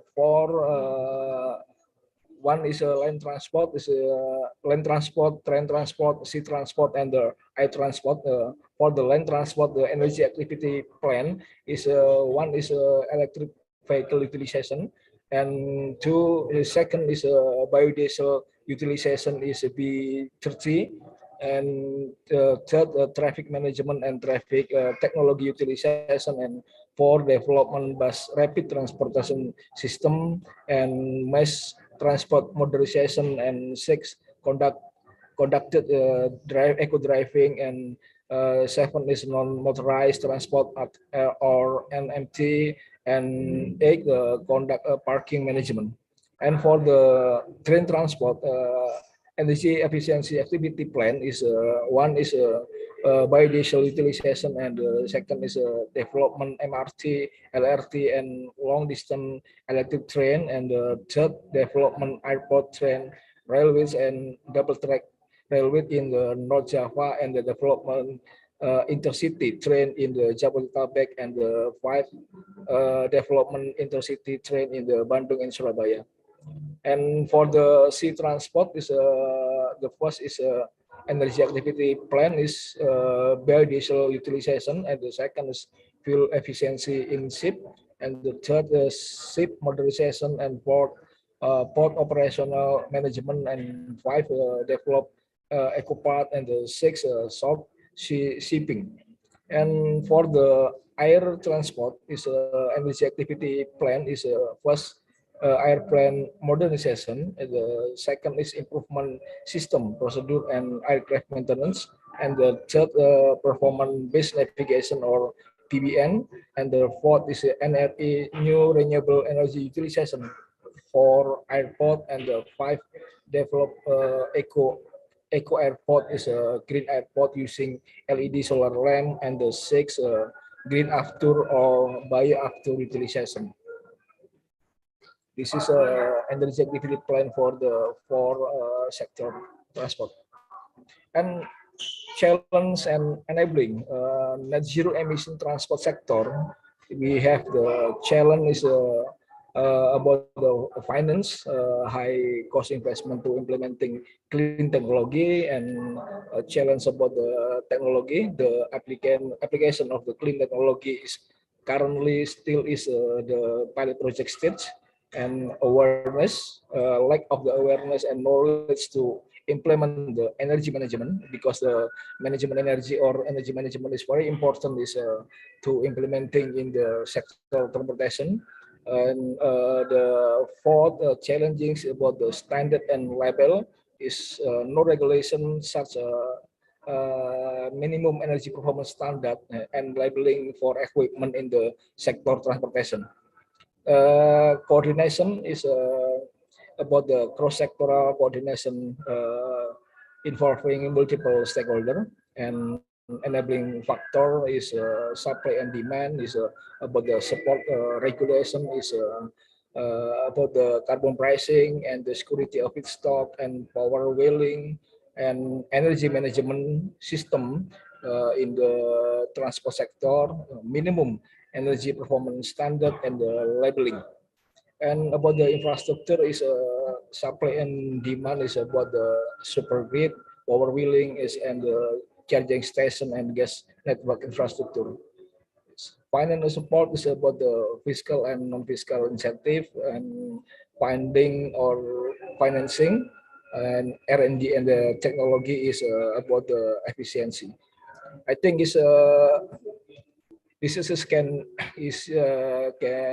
present is about the roadmap, the overview about the energy efficiency energy in the sector transportation. Thank you, Mr. Chair. Okay, thank you, Mr. Katu, for your introduction to your policy in Indonesia. So maybe I see another slide as the backup. Do you have any target or any plan, national plan to achieve for energy efficiency later on? If no, it's okay. Okay, so maybe I to Mr. Teo Umamil. The previous Mr. Katu has introduced us from the viewpoint of energy and mineral resource. So maybe Mr. Deo Umamil can introduce us on the viewpoints of land transport, train, and cities from the Ministry of National Development Planning. So please, Mr. Deo. Thank you, Mr. Chair, for this opportunity. Let me to present some point concerning the three questions that you already mentioned in the TOR. Let me share screen. This already appeared. Okay. Yes, you can see your slide. See it. Okay. Ladies and gentlemen, as you know that actually from transport sector we already have the we call it the master plan for each mode. For air mode, sea mode, rail transport mode, also we have master plan. But sometimes this sector is running individually. So why we have to put in together to synchronize during the implementation.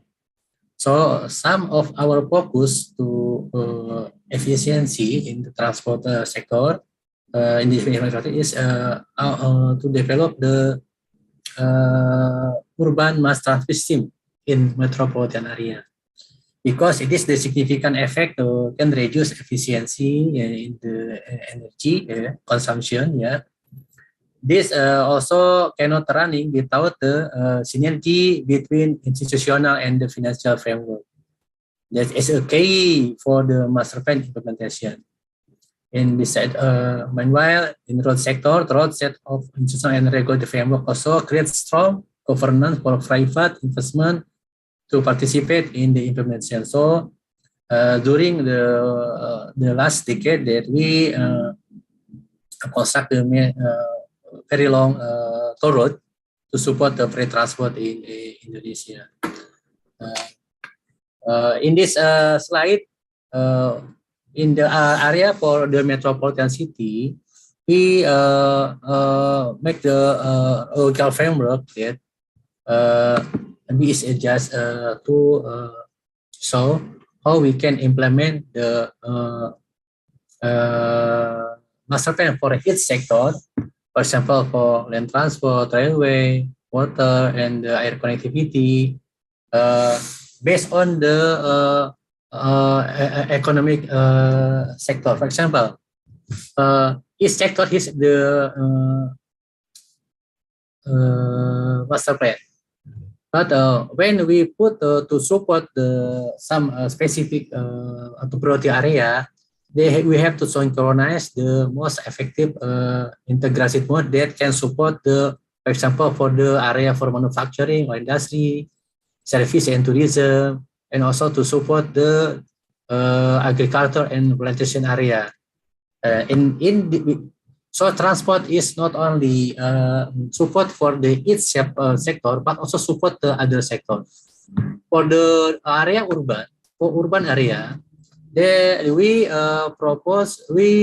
synchronize the all modes, all sector mode to support the mobility in urban area, including also we adopted the urban sustainable energy, urban ICT, infrastructure, and ecosystem, and also referring to the how we can also support the provide access to by water and urban sanitation, access to the defensive and affordable housing and settlement in the city. And the mainstreaming infrastructure is related to the how we can develop the energy and electricity development, and also ICT infrastructure for digital transformation. Based on this approach, so we focus for the last 5 years development planning to develop the public transport in the 6 metropolitan area in Indonesia, Jakarta, Bandung, Medan, Surabaya, Semarang, and Makassar, because we face the urban problem that we predict by 2045, 73% population will be in urban area.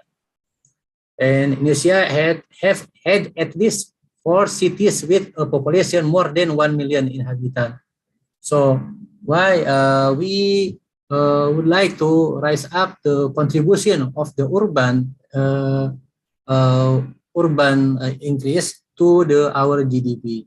As you know that economic loss for in Jakarta case almost 65 trillion per year. And the Rayman metropolitan is only 20 trillion per year. Next, this is the challenge that we have in the development of the urban mass public transport in Indonesia. So when we promote the urban transport development plan, we still have the problem that the development of the existing mass transportation system has not been based on the integrated urban mobility plan. Sometimes between the land transport, rail transport is based on the trace that already developed before previously. Meanwhile, that the mobility sometimes is changed the corridor. So it's our challenge to how we can collaborate between the infrastructure, urban transport development with the mobility needed.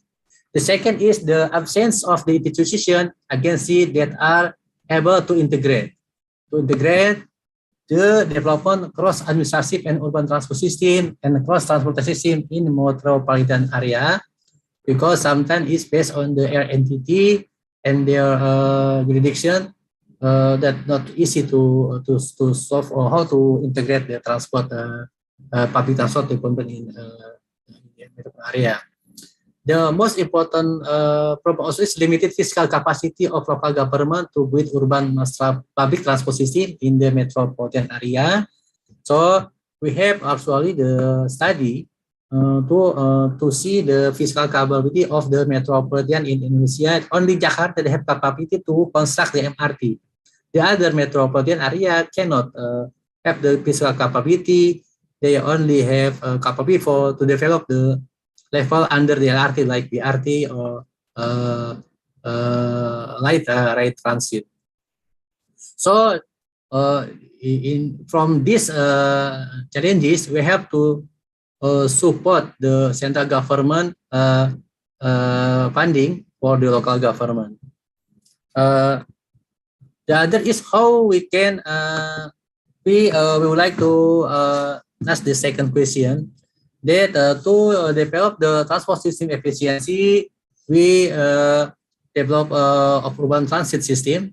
We targeting that seperti 34% of public transport modal share can be achieved during these 5 years. The second is improve standard for fuel efficiency and quality, already also mentioned by my colleague from the Ministry Energy and Resources. The third is improve ITS for traffic management and improvement. ITS is part of our component to develop the public transport, both rail-based or the road-based. ITS can good as an instrument to targeting that 35 km/h average speed in urban area to reduce the emission. The last is the development of the TOD to reduce the home-based trip vehicle kilometer travel.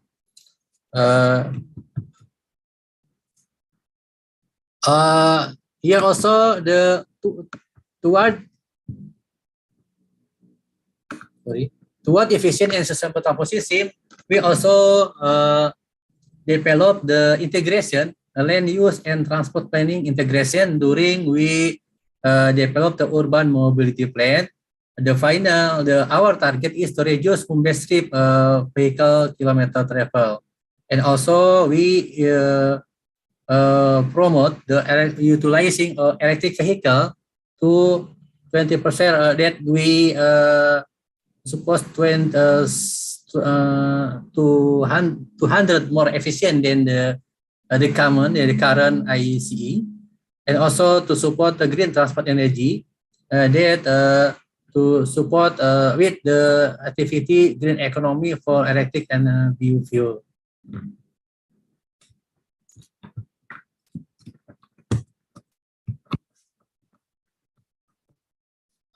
It is the program, the implementation of for the BEAST electric vehicle. Currently, we in Jakarta in 2020, we already applied 30 electric bus have been operated in one route, and there will be additional 3 additional route. In 2025, we plan to Transjakarta, we only procure electric bus. Charging strategy also, we utilize the depot as the place for the charging. For Bali, we also have the electric bus rally has been carried out at the Bali and will be operated gradually. In 2021, almost 530 electric vehicle units are registered. Already registered there, yeah. In Bali with the one electric vehicle fast charging, and also 109 electric charging station.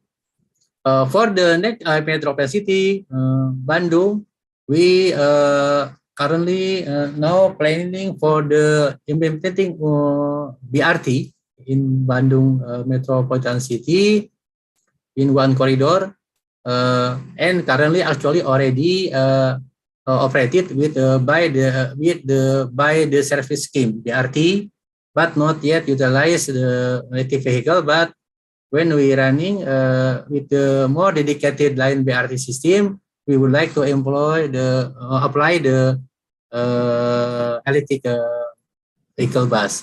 Also for Medan, also in technical planning stage, we preparing for the dedicated line BRT system in Metropolitan Medan for 21 kilometer using about 440 electric bus. This is one of the implementation of the to implement the presidential decree to 2017 National Energy Master Plan. Some of activity is established industry of electrical and hybrid transportation mode.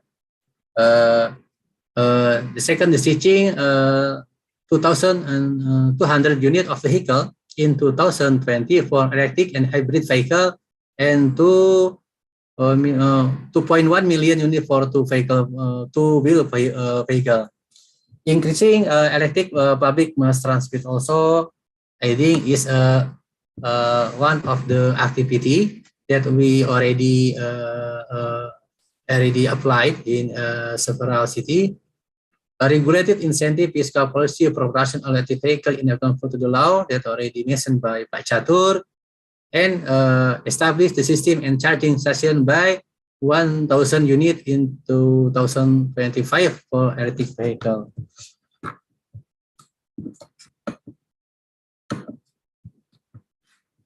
The latest, maybe this is the our office activity to support urban mobility, urban mass public transport system development program. The first one is we establish the sustainable and integrated urban mobility plan in 6 metropolitan city, and 2 metropolitan already finished, and the remaining is still for metropolitan city. The second is we would like to also preparing the establishment of the Metropolitan Transport Authority institutional development. That is very important to ensure that the urban mobility and integrated multi-plan can be applied. The most important one is how we can integrate and synchronize the funding resource for the urban mass transport development planning, because we actually cannot only refer to the government budget, because this also some possibility and opportunity to private to contribute in our to providing the urban transport services in metropolitan city. Maybe that's all of our presentation this session. Thank you, Dr. Perawat. Okay, so thank you very much, Mr. Dai. So next, maybe we move on to another viewpoint from the NGO. How about you, Catherine, as the Clean Air Asia who working in various parts of Southeast Asia? How do you support the goals of transport efficiency? Hello, hi everyone. My name is Kathleen, and first off, thank you for organizing this platform to discuss this very important issue. So maybe to start, but before I answer that question, I'll introduce briefly what Clean Air Asia is. So Clean Air Asia is an international NGO, and we have a vision of Asia without air pollution. So this is where we come in when we talk about energy efficiency and infrastructure, how we support by policy guidance and capacity building towards such goals, but also bringing it down to the level of how it is felt or how it impacts the general public, such as with better air quality. So how we support the goals, the aspirational goals, and what we're working towards is we're working on getting all the stakeholders together for, I think some of these have already been mentioned. So first, the fuel economy. Second is on e-mobility. And third is on the national urban mobility planning. So I'll talk very briefly about each one. So on the fuel economy, we are supporting various ASEAN member states in developing an understanding of the new light-duty vehicles that are entering their markets. And so you've heard this in the earlier panel discussion where UNEP or BERT talked about the Global Fuel Economy Initiative. So we're trying to also explore together with the ASEAN member states that we work with at the moment, what are the different policy options that are suitable for them. So basically that answers two questions. First is where are we now and where are we going? So that is the status and trends. The second is where do we want to go and how do we get there? So we are working with ASEAN member states and to understand, of course, we have a regional target where we have heard about the aspirational goals, but each country's targets and measures will vary according to the local context or will vary according to what we call the baseline. So understanding the baseline scenario in each of the country. And then when we talk about understanding the suitable policies, which also Mr. Benny earlier presented, we also try and understand what are the fitting fiscal policies, fuel economy labeling perhaps, and consumer information and standards that we should be putting in place. Aside from that, very briefly on electric mobility, we're also helping the shift, this transition towards electric mobility. And I'm happy to also hear that the next panel is going to be about that. So we're testing this in the delivery of goods or freight. and also testing a shared use system, meaning how can we optimize the use of electric vehicles by having, let's say, the local government use it for different purposes. No? So this is with the support of UNEP and also the European Commission funded project called Solutions Plus. No? For Solutions Plus, we're testing that in Pasig City in the Philippines and in Hanoi in Vietnam. And lastly, just very briefly on the National Urban Mobility Planning, we have also been supporting the implementation of, we call it NUMP in the Philippines, so National Urban Mobility Program, or PUMP, Philippine Urban Mobility Program in the Philippines rather, through better data and understanding how we operationalize the, let's say, the mobility indicators. How do we count better? What are the challenges of national and subnational government in ensuring continuous improvements in urban mobility? So I've heard this in also previous discussions. No? So there are master plans, and so now is of course now we're talking about a more holistic national urban mobility planning. How do we measure that? What are the different indicators, and can we test it? So we're now testing this with the support of GIZ in one of the cities. So can they understand the different objectives of we have set forth in our National Urban Mobility Program? And when you say improved accessibility, improved comfort in public transport, what does that mean in terms of data? How do we monitor that? And how do we ensure continuous improvement of that? So for all of that, as an NGO, we are undertaking a lot of research and analysis, but also the capacity development and knowledge exchange activities. So we hope that the conversation does not stop here, and that we can, continue identifying the training needs and the peers also within and beyond ASEAN who could share their knowledge on these topics. So indeed, that's a brief of what we do.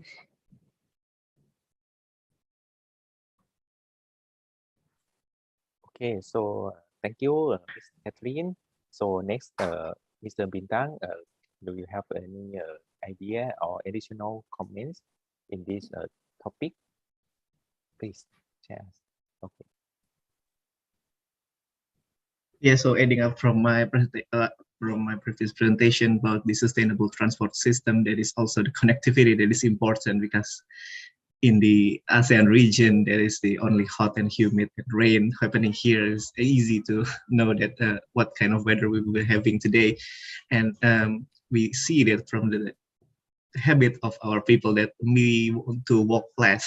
So maybe we're taking even more cycle. That is easier. Then we have time flexibility. So if we want to have a connectivity with public transportation, we also have to provide the area for pedestrian and also for maybe the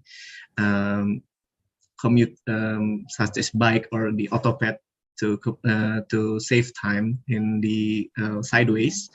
But we can also bring it to the public transportation, and also about the maybe rental. So we like using private transportation to the station, and also when we arrive at another station, we can rent from there, and also we come back again, and we just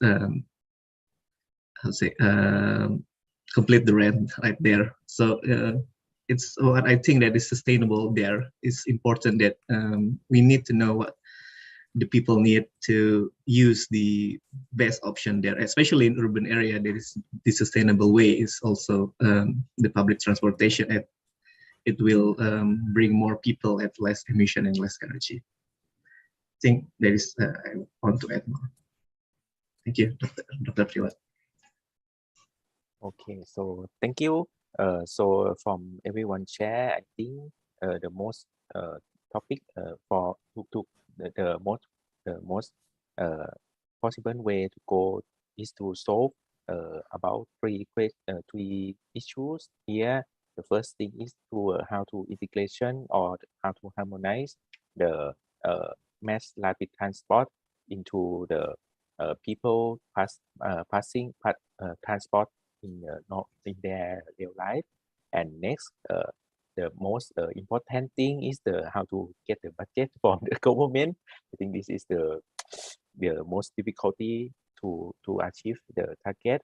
And next, to raise the people awareness on the importance of to achieve the sustainable transport. So maybe but I think in your slide I see some solution inside, but maybe we can wrap up that or what are the low hanging fruits or the most easiest way to achieve the target in your experience and in your opinion. So if possible, if please share us. So may I start from the same order? Mr. Katu, can you share us first, please? Okay, thank you, Mr. Prawat is chair. There's I think it's more important about long hanging fruit for the transportation sector is because the efficiency energy is we key success for the efficiency energy is just 3 point. I think is about the one is about the rising as awareness, and the second is about the implementation of the technology, and the third is about the policy is energy management system in the transport sector. Is I think is about the it's very easy is to implementation is about the with the rising awareness for the people is because we know is a condition right now is many people is because with the is have the some of the vehicle in their house, and because is we know is maybe is the pricing of the pricing of the gasoline is very cheap is so is I think is we need this about the rising is about the awareness about the people is so is can the efficiency is in the sector transportation is can we get more easy, because if we use about the new technologies, I think is more capital is more price is we can lose it, but there's rising awareness is I think is very easy and we get about the socialization and workshop and to the many people is about the how to the eco driving is and other case. I think like this. Thank you. Okay, so next, Mr. Dayu, please. Okay, thank you. Referring to the yes, what is the low hanging fruit, please? Okay, for low hanging fruit, I think yes, on my point of view that the most easy one is we that we already apply in Indonesia is we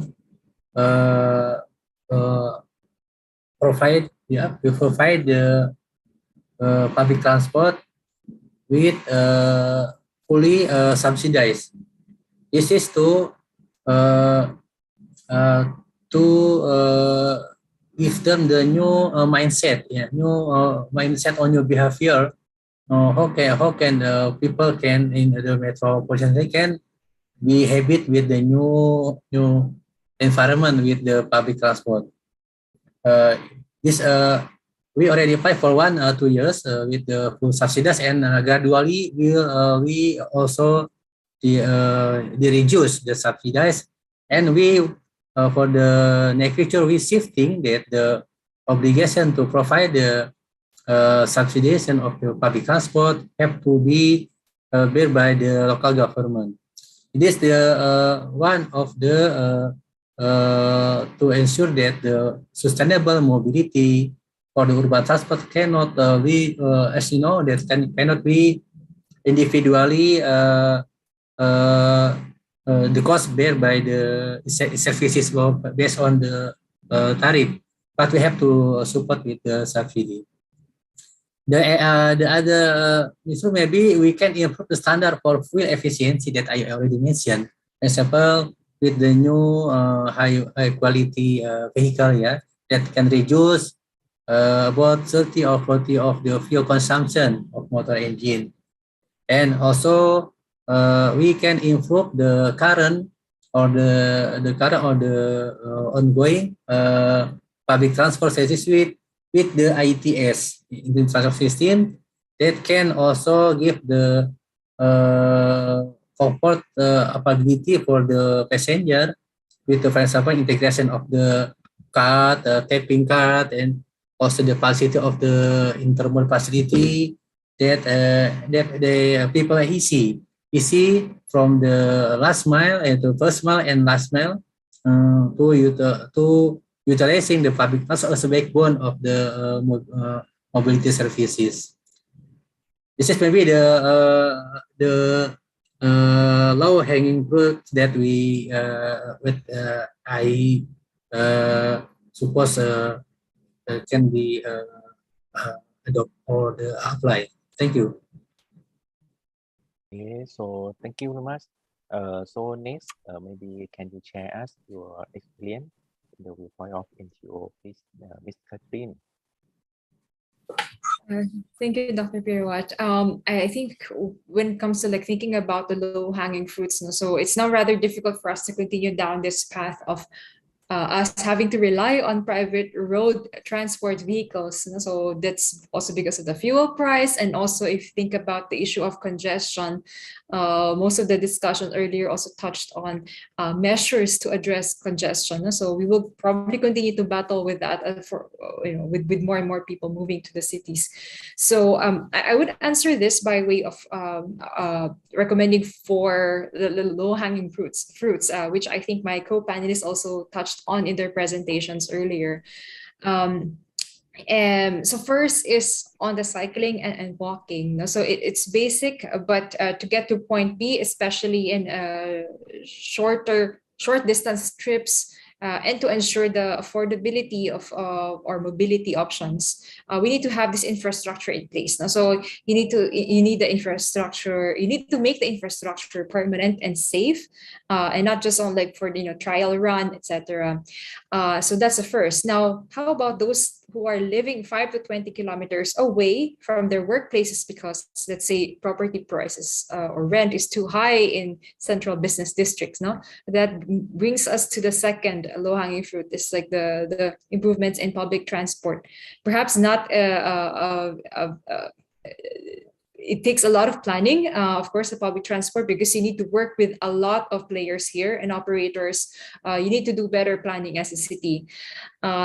This brings me to point number 3. And one of the most powerful tools, I believe, is investing in data collection strategies and ICT infrastructure, information and communication technology, big data, and automating it. No? So that's all interlinked, because we want to be able to more easily adjust the services that we are offering to the citizens. Like, do we know that let's say every Friday there are more people leaving the urban area? Do we know how bad the congestion is on certain days, on certain times? Because even if you deploy all the public transport services, but then the traffic jam is at its worst, people may still be spending 3 hours, 5 hours on the road. So you need the technology, and you need the people raising this higher on the government agenda and communicating about the commuters' plight. And linked to that is often investing in ICT infrastructure. Do the subnational government have perhaps, just an example, a good internet connection and infrastructure to actually monitor data? In our many consultations, we learned that sometimes the needs in national government agencies, attached agencies, also sub-national governments or city governments are that basic, so they need a good ICT infrastructure. And the number 4 is the stakeholder engagement, and perhaps more dedicated, say, town hall meetings, more dedicated discussions with policymakers.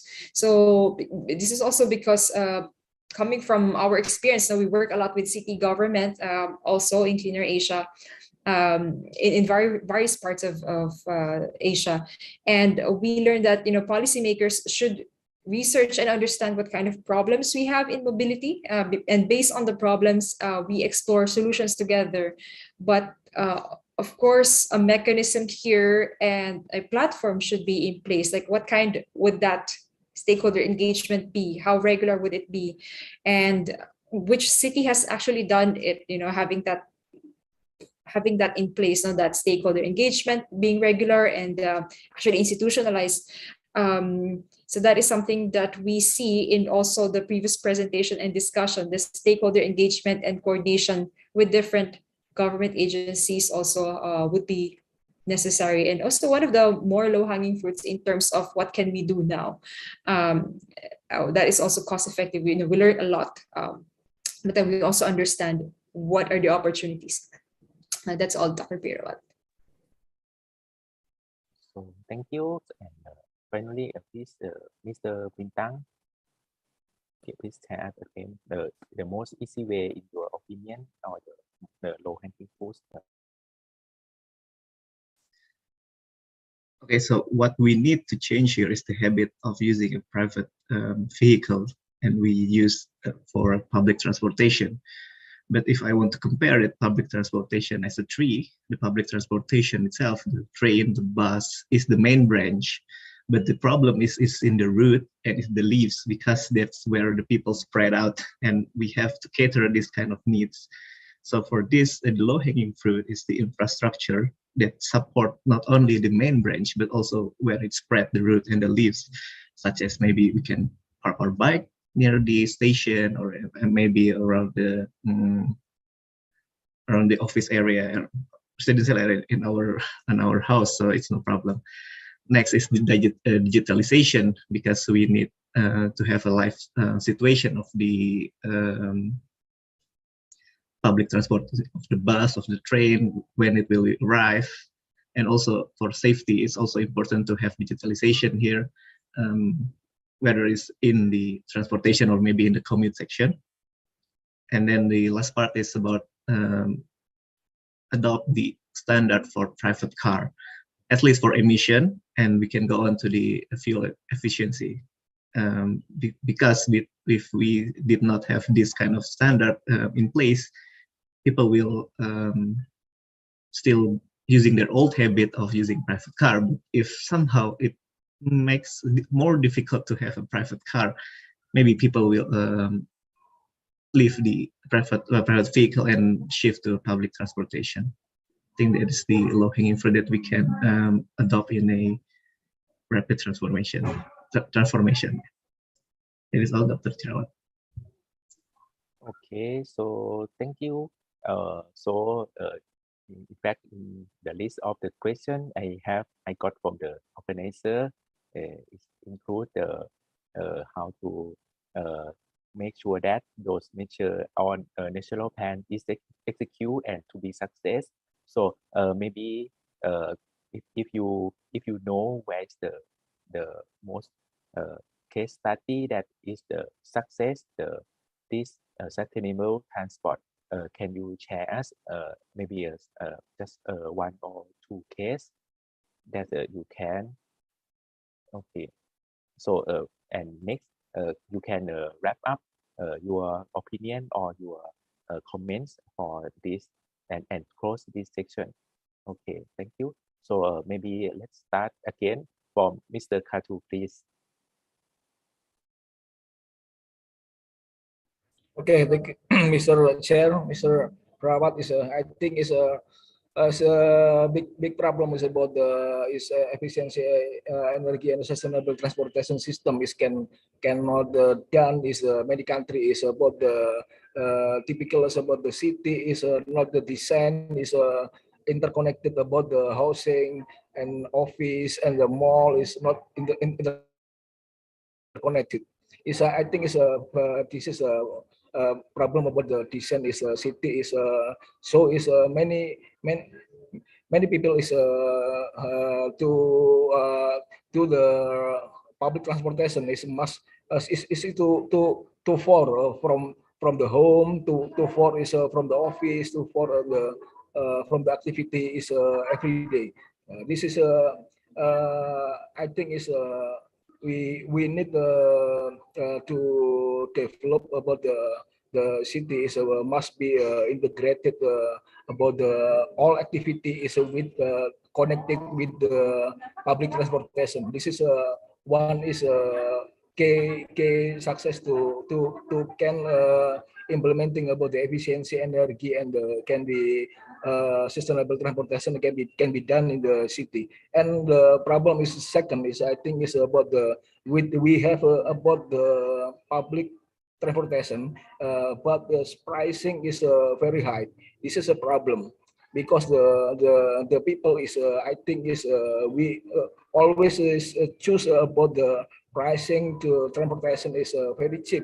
Maybe it's with the motorcycle is I think we can develop, we can build about the public transportation, mass transportation is but if the pricing is very heavy, very high, is I think is people is cannot the transformation from the or on vehicle to the public transportation. This is a problem is many countries. So the public transportation is can be done is because the pricing is very high. I think it's like this, Mr. Prawat. Thank you. Okay, thank you very much. So next, Mr. Dai, please.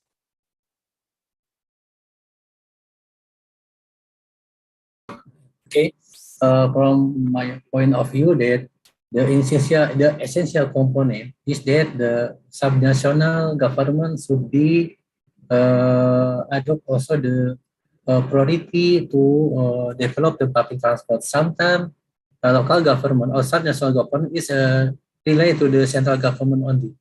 But when the local government become the champion to develop and to raise up the issue, the priority that public transport become their own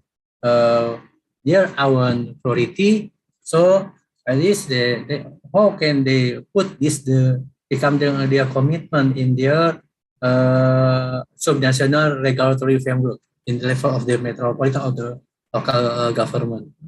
So when it's already put in the government, that they have a select indicator that we can achieve for the to develop the efficient and sustainable transport. There's some maybe choice, for example, how can they develop the example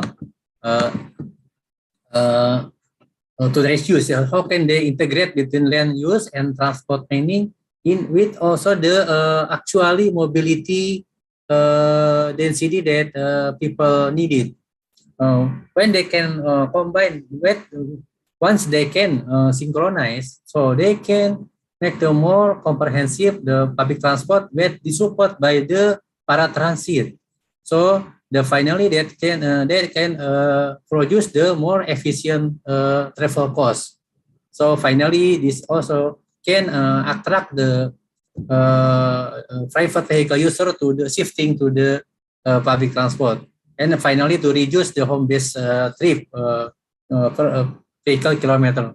And the second is maybe we can also to consider the technology that we can utilize to support both, not only for the backbone like railway on the road-based mode, but also for the paratransit for to facilitate the last mile and first mile and last mile.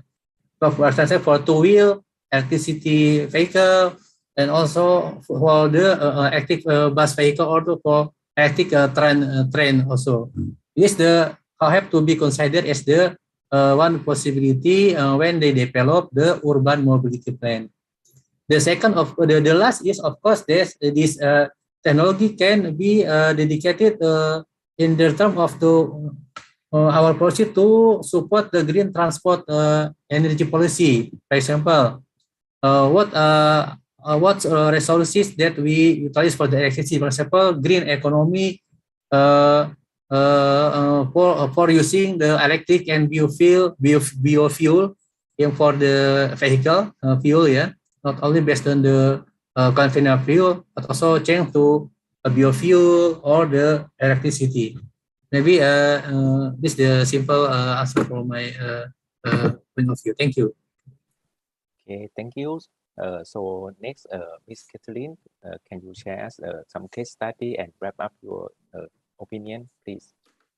Okay, so for what we're going to share is not really on the case study, but generally our experience also in working with various local government agencies and national government. What we realize is that the essential components really are like vision, stakeholder engagement, and the data. So we learned in the work that we have done before is like you really need the leadership demonstrated with a vision set. Like how do we imagine our people moving in 20 years, no, in 20, 50 years? And so are they moving with the bicycles, or are we still battling with congestion or with polluting vehicles? In terms of challenges, I already touched on the stakeholder and data earlier, so I'll move directly to the challenges that we see and we have observed in the various cases. And so because of the technology or the solutions, some of the solutions that we have right now is they're rather new to the target users that we have. So there are actually basic questions regarding the solutions that we are offering. For example, for the electric mobility, the question that we have often that we receive is that how is their operation under certain conditions like flooding, under hot weather, direct sunlight? How do we prevent charging stations, etc.? So it's basic, but their needs also point to requiring more information on, let's say, electricity cost and the maintenance of the units. So how much do they need to pay in 5-10 years? Because in a way, people are familiar with ICE vehicles, the maintenance that it requires, etc. So in terms of challenges, the first challenge is often on the knowledge on the solutions. The second is on the data, because the next question then we get is, okay, we now know what to act on next. Okay, we know the solutions, etc. What are our KPIs or indicators? How can we know if the policy is working? And which are the most inefficient technologies that we need to address first or put out from the road? No? And third, following that question that we would get is that the third question or set of challenges that they would often have is that how do we implement them? What are the step one, step two, what the action steps that we need to really focus on based on the limited time that we have, before because we will be we need to act fast in a way, and that's another area that we need to support each other on. And how do we fund it? Who leads it? And what is actually the support that we need? So that is the question that we often get asked. Like, they know the solutions, they know the challenges on the data, but often the implementation part is also a question like, what are the key action points then, or the immediate short-term opportunities that they can already work towards? So that is also partly an opportunity, but of course, something we need to keep conversing about. So that's all. Okay, thank you much. So, and finally, please, Mr. Bintang. Thank you, Dr. Perawat. I think all the panelists have already has a very great answer. And I just want to add that we live in a hot and humid area with lots of rain. And private vehicle does benefit us, but it's only ourselves protecting from the weather, especially the inefficient vehicle that just make the climate even more harsh than what we have currently. So we need to be protected together, and it is needed to sustain in the long run. And maybe for the policymaker, why not try, maybe for us also, why not try to transit for a day, and then we can see the gap there, how we can improve the system, and then we can see that, oh, this is needed, this is absolutely important, this is not very important. And so we can have a taking a step as a ordinary commuter, and that way we can improve what we need to do and what the people also needed, and only that way that we will have significantly less commute time and hopefully a more enjoyable commute. It's all from me, Mr. Perawat. Back to you. Okay, so thank you very much, I think we already get very informative info from our expert panelists today. And so may I thank you to all our panelists to share us your experience today. So because we are running out of time, maybe this maybe I will pass this stage to Dr. Sulfika Yunadegi for the next session. So thank you again.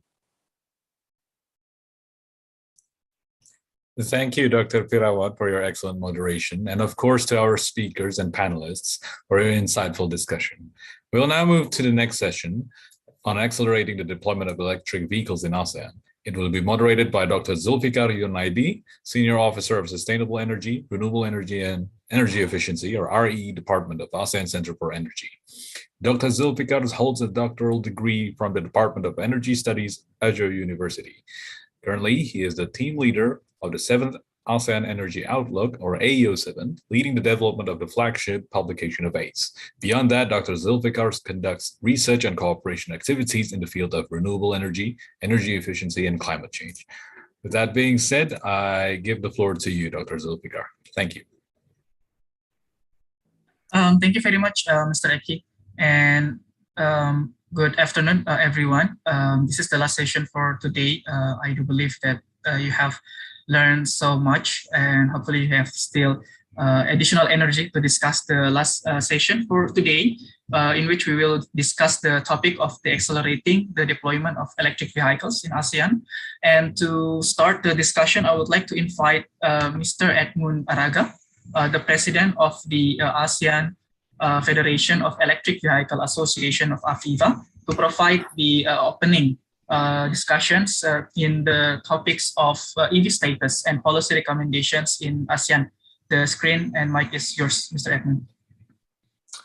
Thank you very much, sir, for the introduction. And I would like to present before you our presentation deck, our official presentation deck. Again, good afternoon. Next slide, please. Asian Federation of Electric Vehicle Association is composed of 4 member ASEAN countries whose mission is to promote electric vehicle adaptation and catalyze the development and harmonization of standards within the region. We envision to be the integral part in making the industry viable in the region through the sharing, promotion, and facilitation of the best practices, research and development, and continuous improvements and industry networking. Now, what were the key elements on those? It is through cooperation, through network, and sharing of best practices, and extension of support and active participation of member country association initiatives and projects. And we also would like to highlight some facilitating student exchanges and university cooperation to sustain the infrastructure and industry per se. We started out way back 2017 as we agreed upon during our first ASEAN EV and Hybrid Summit held here in the Philippines, wherein Malaysia, Thailand, Singapore, and Philippines signed an agreement to make waves on this group. And we have our MOU signing during 2019, and it was registered on the 2020. Next slide, please. On the screen right now is the adoption trends. Actually, these are the breakdowns of Thailand, Philippines, and Singapore in terms of number of vehicles from their current registered vehicles under Thailand source, Philippine source, and Singapore sources. Next slide, please. In terms of their directions, their targets were being mentioned already on the first 2 topics, two programs that we have this afternoon. But however, we just have to echo in that these are the breakdowns of Thailand, Philippines, and Singapore has in mind, wherein that they have to put in and set this thing up. Next slide, please. Well, in terms of industry incentives, these were the comparison that we gathered in terms of corporate tax incentives, import duties and tax exemptions, subsidies and co-investments and others. So we have from Thailand, Philippines, Malaysia, and Indonesia in terms of corporate incentive tax incentives. In Thailand, there's 3 to 8 year corporate tax exemptions on EVs and EV parts production, depending on investment value. On the Philippine setup, there would be a 4 to 7 year corporate tax exemptions on EVs and EV parts production. In Malaysia, there was a 5-year income tax holiday investment tax allowance that is being offered. And in Indonesia, there are 5 to 10 years income tax holiday on EV and EV parts production. Import duty and other tax exemptions, duty exemptions on raw materials of exported products, tariff-free importation of machineries, and there's a free trade agreements that's being offered in Thailand. In Philippines, there's duty exemptions on capital equipment, raw materials, spare parts, and accessories, VAT zero exemption on importation and local purchases, and free trade agreements. What is not mentioned here is the excise tax is free for the Philippines setting. Malaysia is an import duty exemption on parts and components, and it's also part of the free trade agreements that is being imposed. And in Indonesia, there's 2 to 4 year import tax exemption on capital equipment and production materials. In terms of subsidies, Thailand offers grants to research and development and in terms of human resource. And there would be an investment support of 180 million baht, totaling into equivalent to $5.78 million for the establishment of new EV battery pilot plant. And in the Philippine setting, research and development grants are being offered. As to others, Thailand permits to own the land and ease of entry of foreign visas and work permits are being offered. Next slide, please. In terms of purchases of incentives, Thailand offers 2 to 3 wheelers, up to 480 trade-in subsidies, and up to $320 loan interest subsidies were being given. And up to $960 battery replacement subsidies are being offered, and 85 to 100% purchase first adopters subsidies are given. And in Singapore, vehicle emission schemes or VES with rebates of up to 10,000 Singapore dollars or 20,000 is extended to commercial vehicles previously for private vehicles, and early EV adoption incentives with rebates of up to $20,000 or introduced. In terms of tax incentives, for BEVs, there would be a 5 to 6 years exemption. And then for plug-in hybrid vehicles and hybrid electric vehicles of about 200 grams per kilometer or 12.5% reduction are being offered, and less than the 150 per 10% reduction or given. In the Philippine setting for battery electric vehicles, 100% excise tax exemption and 50% excise tax exemptions were offered to plug-in hybrids and hybrid electric vehicles. But exemptions for locally made use in fleet are given. In terms of Malaysia offered, import tariffs and excise tax exemptions until 2023 for imported units and 2025 for locally manufactured units are being given. These are 100% tax exemption and personal income tax rebates of up to 2,500 Malaysian ringgit. I think next slide, please. So, what are the key points during this trends that were given? EV adoption trends among ASEAN countries varies from public transportation for the private use and for single private cars are being offered. So in Philippines, commercial vehicles and public transportation are being emphasized. In Thailand, private vehicles and single private cars were being given some incentives. And in Vietnam, private motorcycles are the keys. In terms of EV program and support, mostly tied up with industry development. And in terms of consumer side, incentives are mostly limited to purchase tax exemptions or reductions. As to major developments in recent years, but may not be enough to reach EV targets of each countries. I think that ends my presentation. Is there another slide? That ends my presentation, and thank you very much. Thank you very much, Mr. Edmund, for a very, very concise, informative presentations. And I think it's very important for us to understand the landscape in the Southeast Asia in terms of policy of EV. And we are moving to the panel sessions. And today we have 6 very important and key figures in the regions. We have 3. In addition to Mr. Edmund from AFEVA, we have Dr. Allison from IEA, Ms. Rika from ACE, and also 3 representatives from the ASEAN member states, from Philippines, Malaysia, and also Thailand.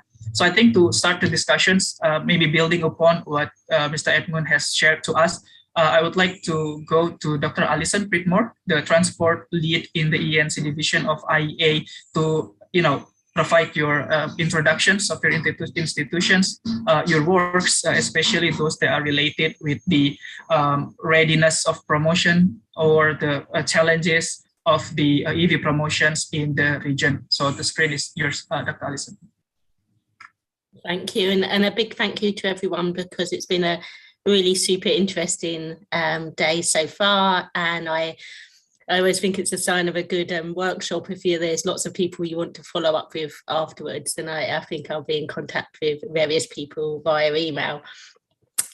So my name is Dr. Allison Pritmore. I work at the International Energy Agency, and I work in the Energy Efficiency Division as a transport lead. And my background is a mixture of policy, academia, and consultancy. And so I have kind of a multi-level perspective on implementation.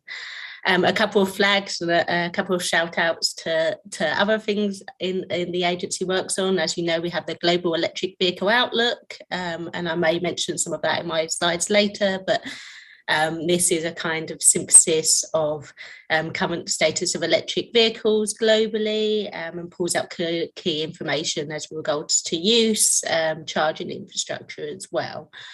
Likewise, we're working with UNEP on the GEF e-mobility project with IEA looking at implementation in relation to light duty vehicles, but also implementation regards to charging infrastructure. So really looking at perspectives and answering, I think, some of the questions that have emerged today around, how vehicles best practice in terms of vehicle charging and what data can be shared. And in terms of an IEA perspective, kind of, drawing together some of the themes that have come out today. So we're very keen and very focused on a policy package approach. So looking at regulation, looking at incentives, and looking at information. In terms of regulation, we talked at the beginning around fuel economy standards, and I think that was a very, very good way to start off the sessions. And I think I just want to draw the attention to fuel economy standards being used to take forward electric vehicles.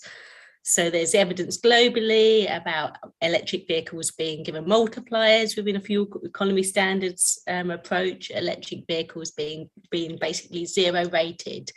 So I think sometimes there can be a conversation about, is it electric vehicles, is it fuel economy standards? And I really want to make the point that it's both. So there's this need for regulation in order to set the structure, to send the message into automotive manufacturers. We then have information, and we have information in terms of car labeling. I think that's been some really interesting insights as there. We have information, I think this is particularly key for electric vehicles because of their newness in terms of understanding consumer behavior, understanding consumer barriers to uptake, and sharing best practice in there. And I think the importance of the pilot studies that have been touched upon are really, really key. But you also have information in terms of data. And I think this has been a cross-cutting theme in the session so far. Actually, what data do we have about electric vehicles? What data do we have about the socioeconomic groups that might use the vehicles? What data do we have about the cities that may be key hotbeds for the vehicles going forward? So I think I just want to reiterate that point.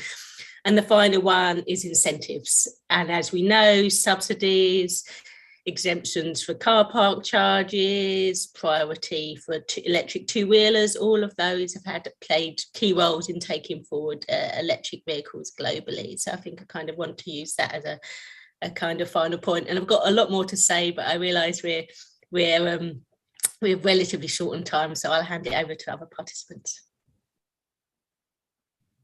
Thank you very much. And I would like to invite Ms. Dika Safrina from ACE to also introduce herself and the works related with EV and its promotion in the region. Thank you very much, Dr. Zulfikar, for your kind introduction, and thank you for having me today. My name is Rika from ACE. I would like to share our insights about EV development in ASEAN. I think we have listened in the previous session as well that securing energy for the growing consumption in the transportation sector is a great concern to the ASEAN member states, considering the fact that ASEAN has been a net importer of oil since before 2005. May I have a next slide? So one of the key approach in the transportation sector is through electrification of transport. In our latest study on variable renewable energy, smart microgrid, and electric vehicle integration, we have collected and reviewed the EV policies set by the ASEAN countries through a closed FGD and many literature reviews.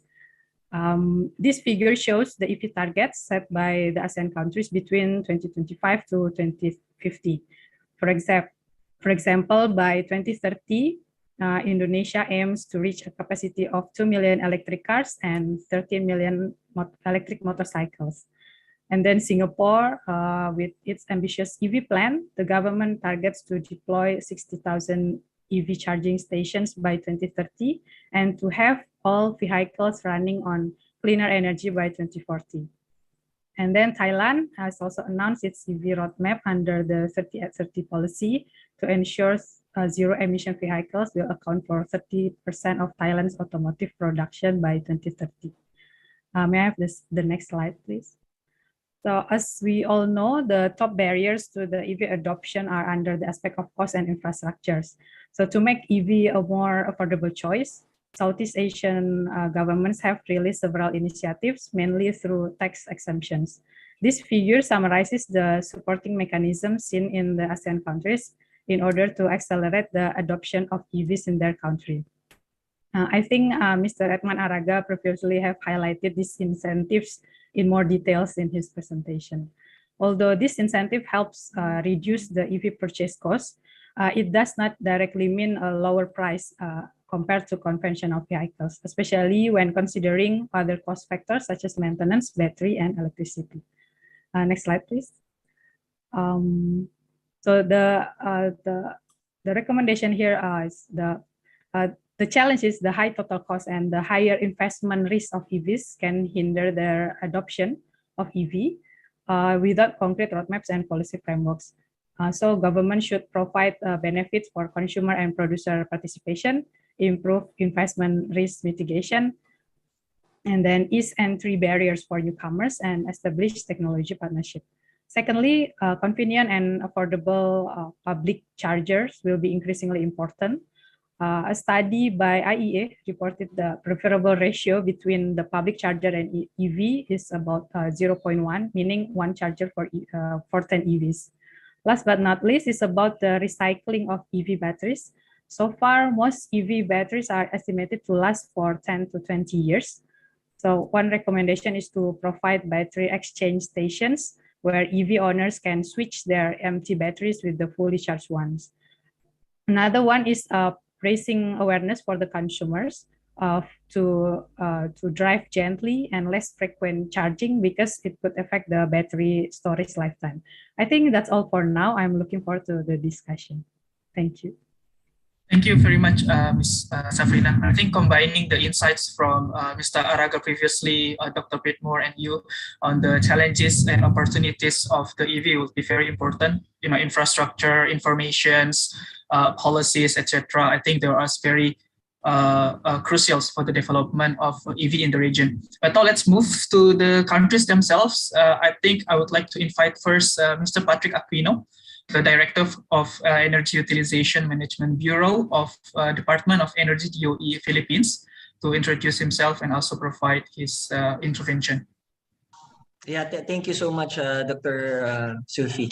I'm the head of the Energy Utilization Management Bureau of the Philippine Department of Energy. We're essentially in charge of energy efficiency and conservation implementation. And what I will be presenting is on the forthcoming legislation on electric vehicle industry development in the Philippines. So allow me to do a screen share, please.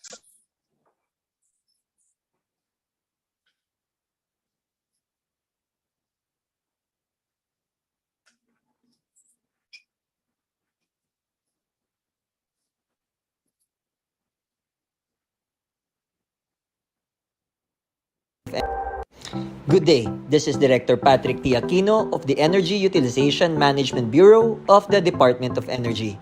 Allow me to present updates on the comprehensive roadmap on electric vehicle industry, or CREVI, under the forthcoming Electric Vehicle Industry Development Act, or EVIDA. EVIDA affirms the state policy to ensure energy security and independence by reducing reliance on imported fuel for transport, enable the environment for the development of electric vehicles as an attractive and feasible mode of transport, promote and support clean, sustainable, and efficient energy to accelerate social progress, safeguard and improve the integrity, reliability, and stability of the country's electric power grid.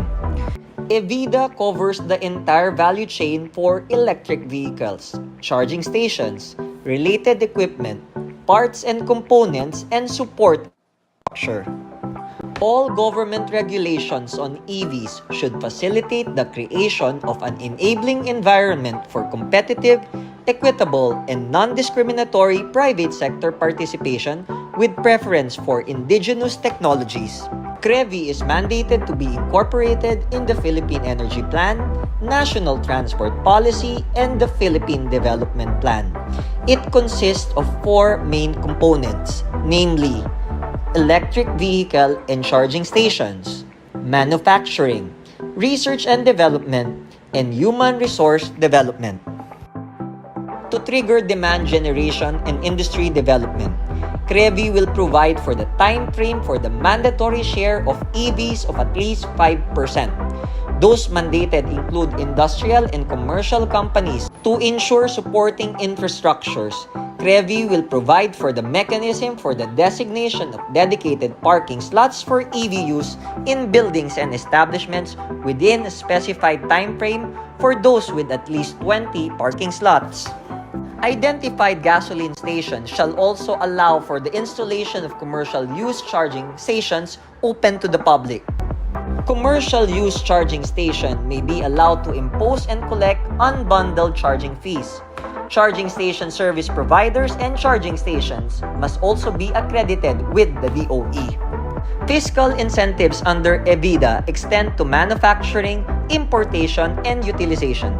Non-fiscal incentives include priority registration and issuance of a special vehicle plate, exemption from any vehicle volume reduction schemes, expeditious processing of franchise applications, and the availment of TESDA training programs. Thank you for your kind attention.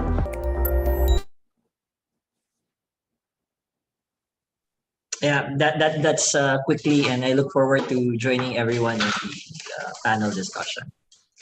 Wow, thank you very much, Mr. Aquino. I think the Avida and also Krevi information that you shared in form of a very nice video is quite interesting. And I think I look forward as well to hear the comments from other panelists, especially in regarding to the roadmap and also the act from the Philippines in promoting the EV in your country. Again, thank you very much. And next, I would like to invite, probably I will go to Dato' Chenis Chua first, the president of the Electric Vehicle Association of Malaysia, to also provide his intervention. Screen is yours. Thank you for allowing me to share. Electric Vehicle Association Malaysia is also a member of AFIVA, which is Ahmad Araga have shared most of our information, but to share a little bit more on the directions of Malaysia.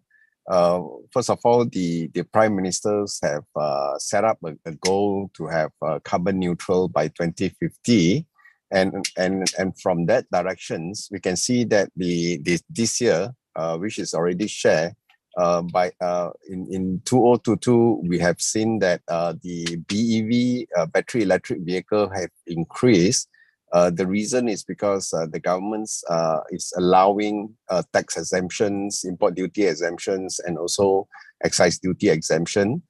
This is for CBU and CKD as well.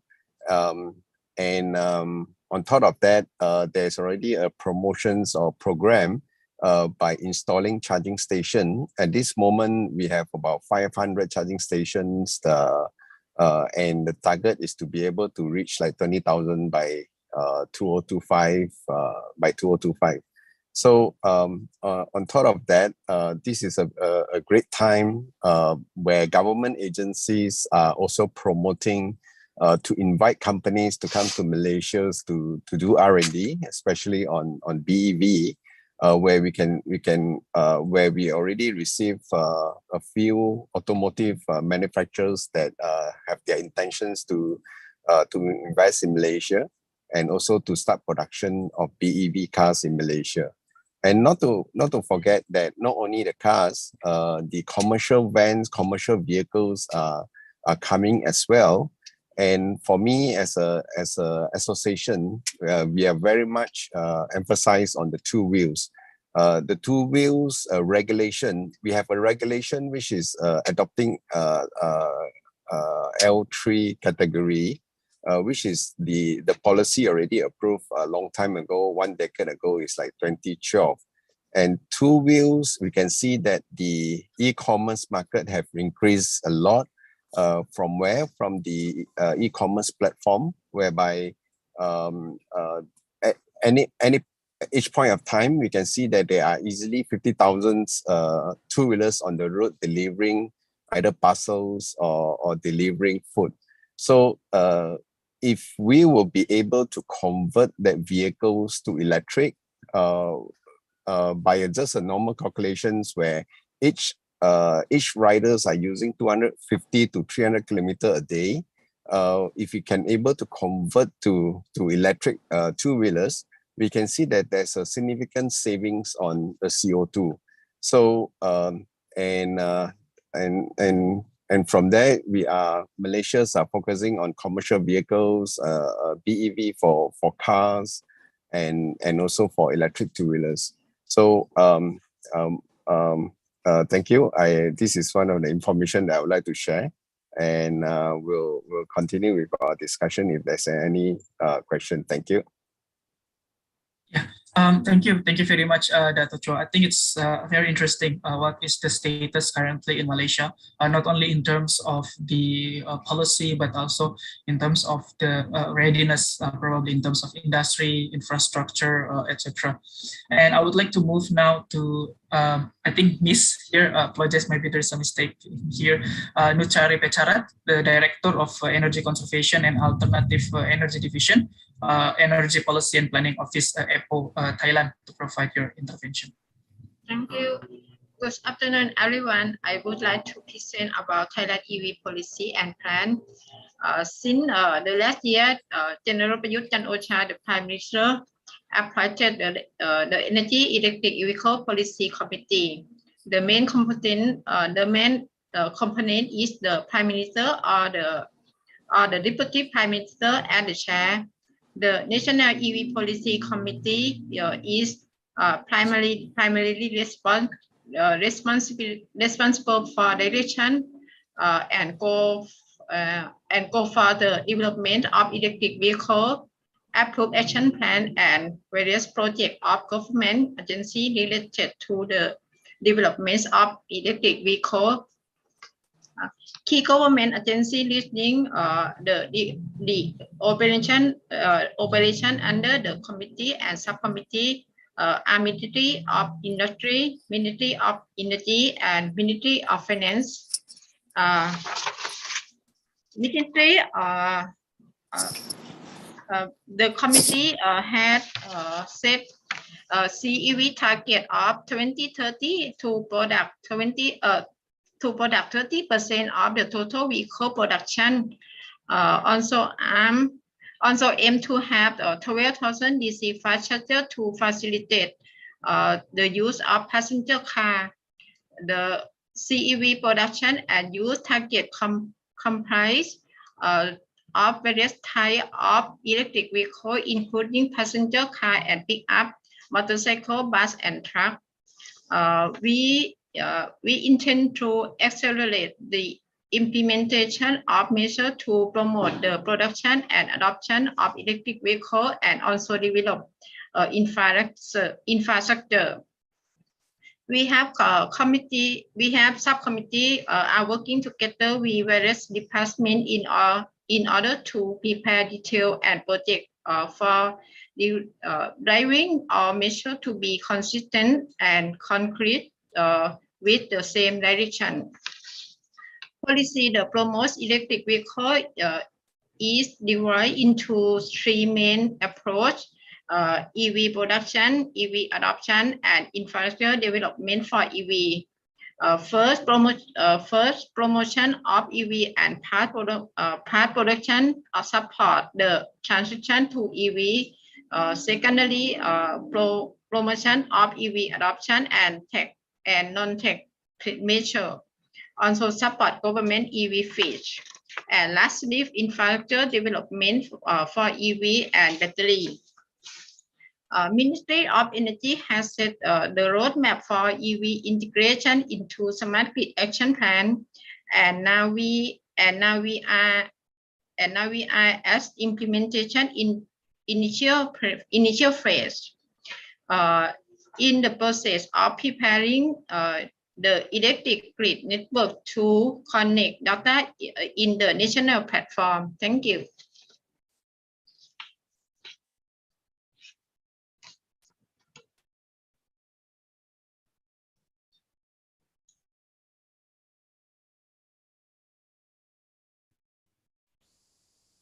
Yes, thank you very much, Ms. Jen. The latest policy coming from Thailand in terms of EV promotions. There are a lot of incentives there, which is, I think, I think we will closely observe that, how effective policy will be, and hopefully that can also provide lessons for other countries in the regions. Yeah, I would like to start the Q&A sessions. Maybe I would like to cycle back to Mr. Edmund Araga first. My question is actually quite simple. So you mentioned before about the policies, both in the say supply side in the industry and also on the demand side on the incentives. I would like to focus first on the supply side on the industry.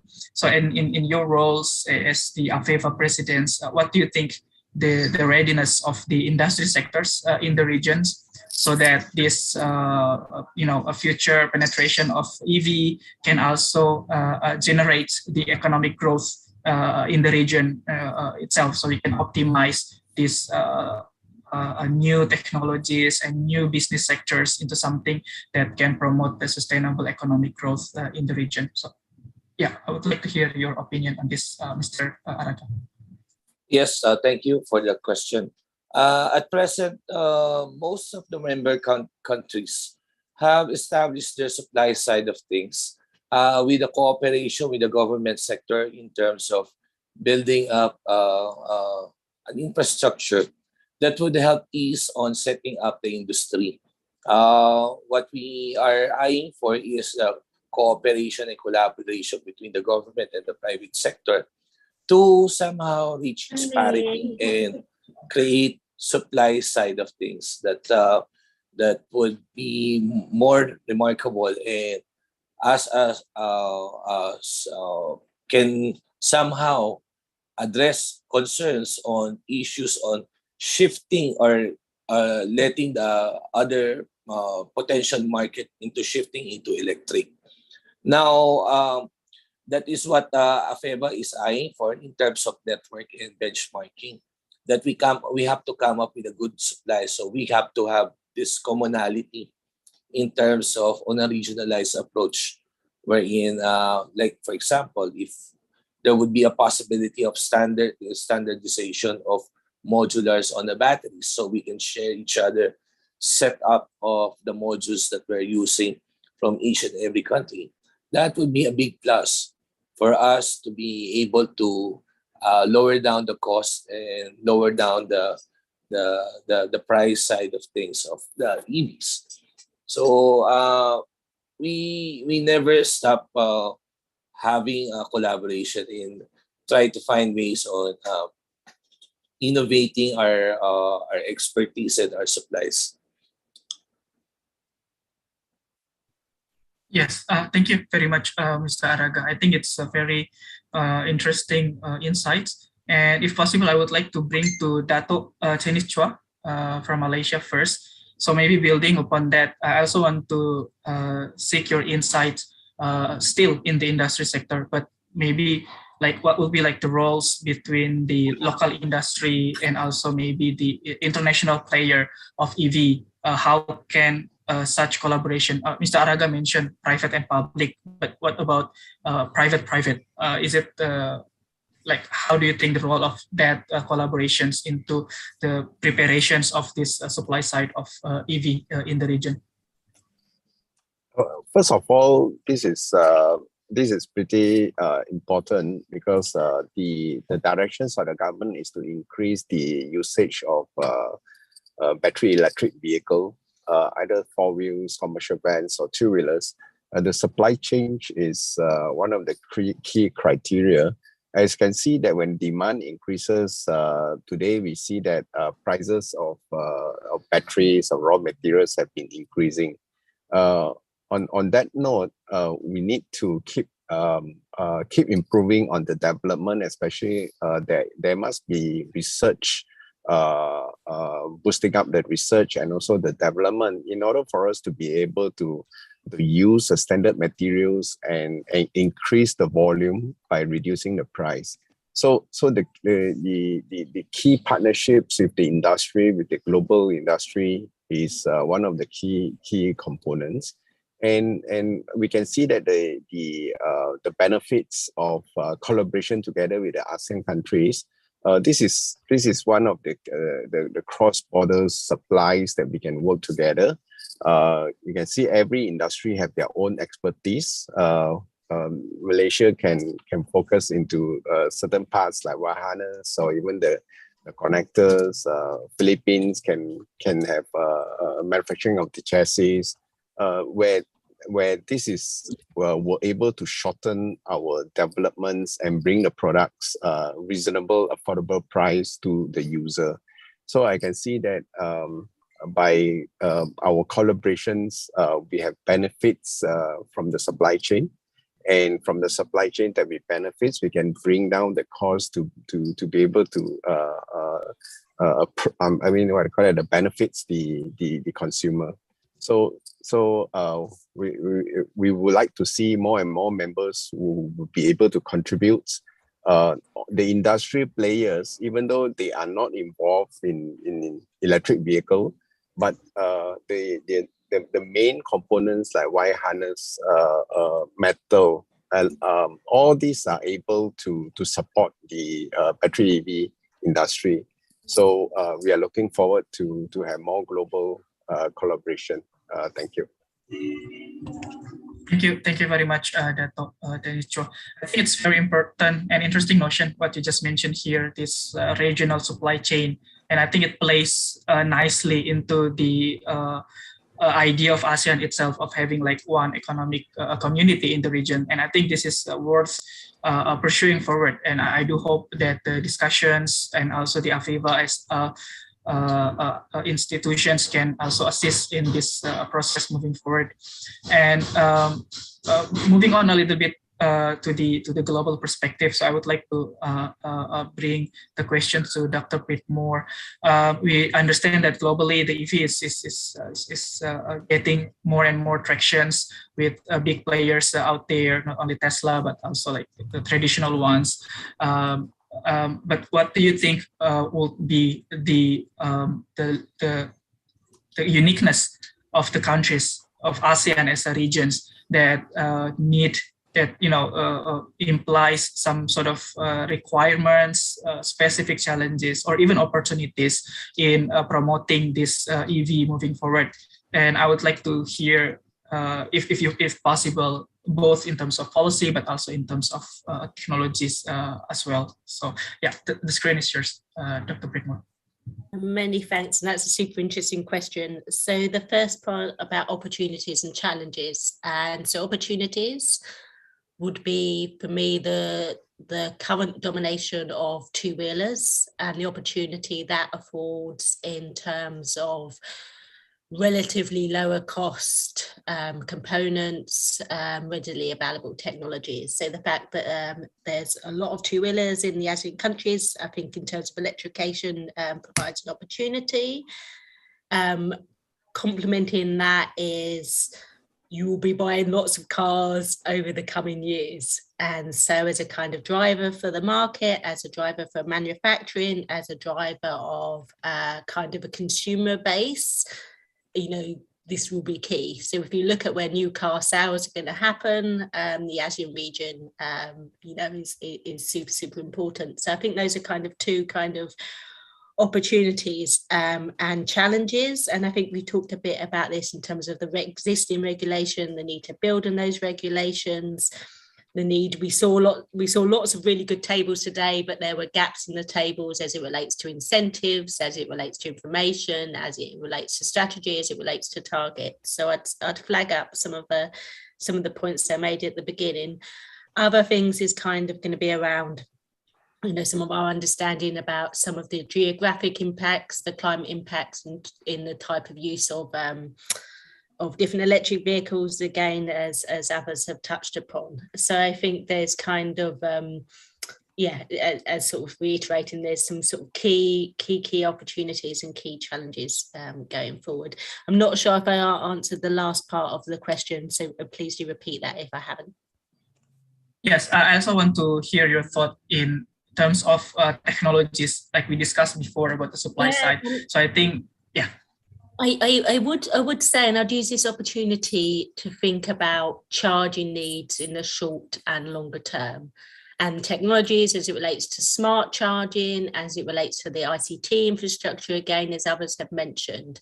So I think we are very much in the session so far talking about cars and how we build the cars and how we use the cars, and the kind of the economic benefits of that, the economic opportunities around that. But I'd also sort of say in terms of some of the energy security points that people have made, in terms of some of the climate change goals that people have alluded to in terms of net zero, thinking about how the charging technologies, and this can be smart charging, this can be varying shades of smart charging. So in the shorter term, just making sure that the time of use understanding is there, and the longer term, looking at how electric vehicles could be used as an energy source. So I think for me, from a technology perspective, I kind of flag the importance of considering, the opportunities for smart charging technologies and how you build that into the strategies as well.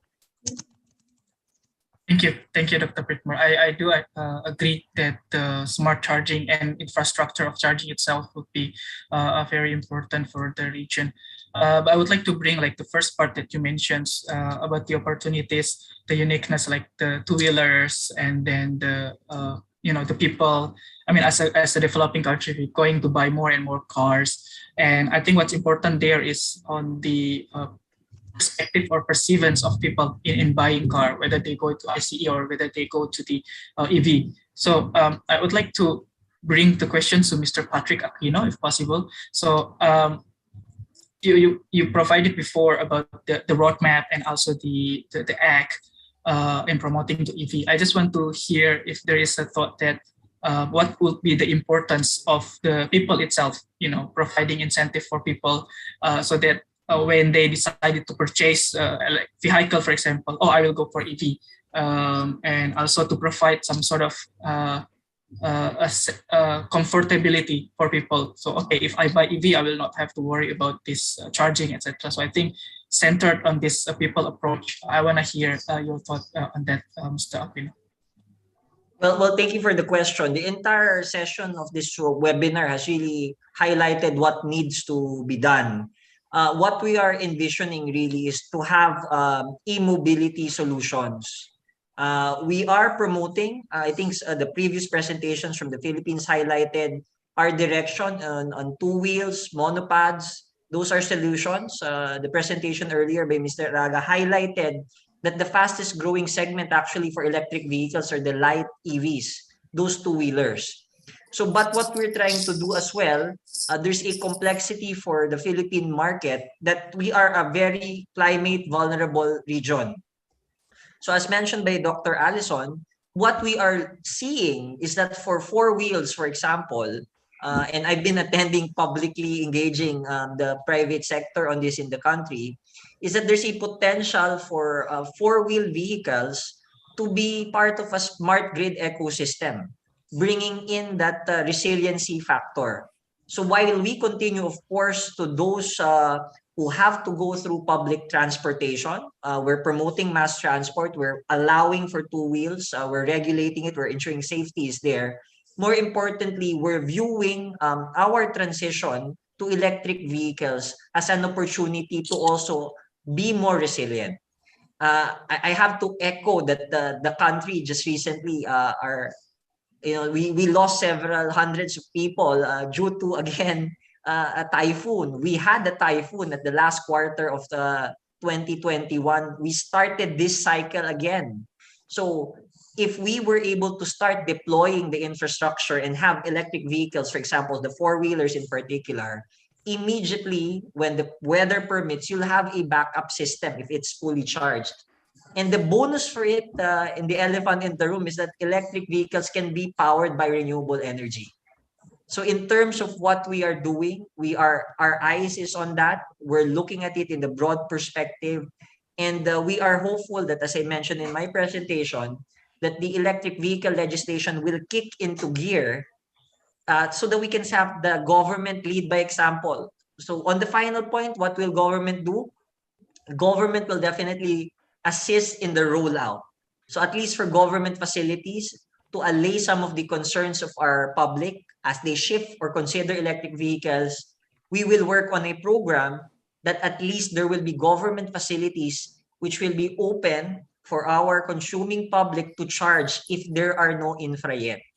But I have to be very clear, the default is that we want the investments to come in, but I will assure those in attendance that the Philippine government, for its part, will also step in areas wherein there's no private sector. We want to make sure that all parts of our country would have the infra and the capability to charge so that our public will take care of that concern. Thank you. Oh, thank you very much, Mr. Aquino. I think it's very interesting answers, not only in the personal perspective, but also in a more complex systemic approach. It's got interrelations with the climate. It's very interesting for me as well. And also on the public-private partnerships, ensuring the ecosystem will be ready for the EV deployment in the future. So noting about the issue you mentioned, resiliency, sustainability, I would like to go to Ms. Rika Safrina on maybe as a region's ASEAN, how do you think the role of EV in the so that we can have this sustainable and resilient energy system in the next 5-10 years? What will be the role of EV, especially in transport sector? To you, Ms. Vika. Yeah, thank you.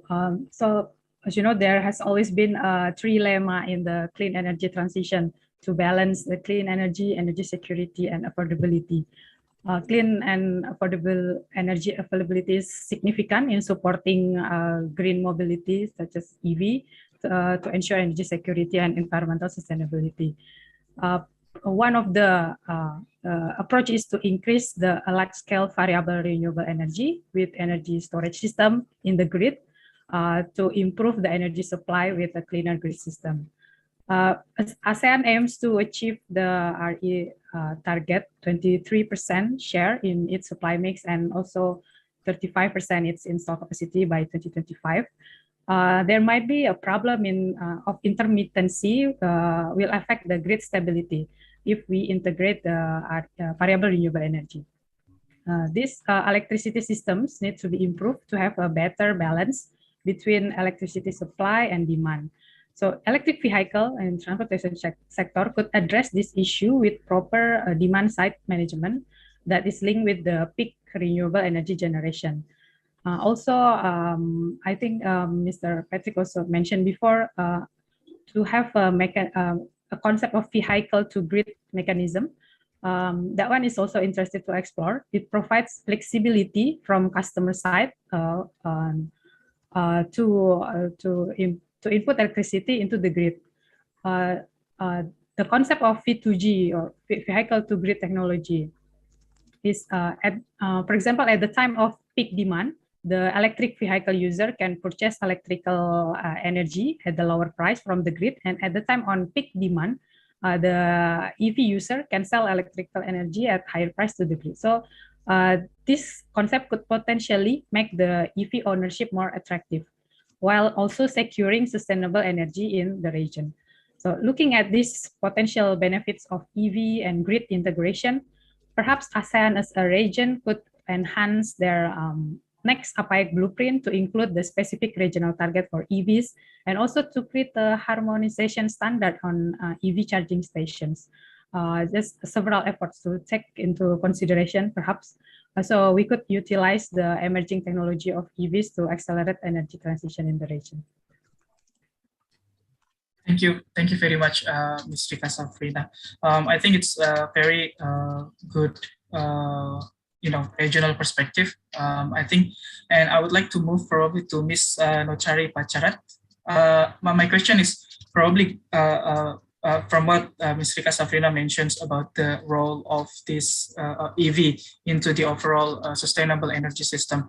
And you also mentioned previously about the policies that just been launched by Thailand on promoting EV. So my question would be like, what do you think the key aspects of the your policy that you just mentioned that can be a lessons learned for other countries? Like I just want to explore more about the reasoning behind the policies, like why focus on the incentives and what about the infrastructure. So I would like to hear more your thoughts about the policy and especially how it can relate to the ASEAN.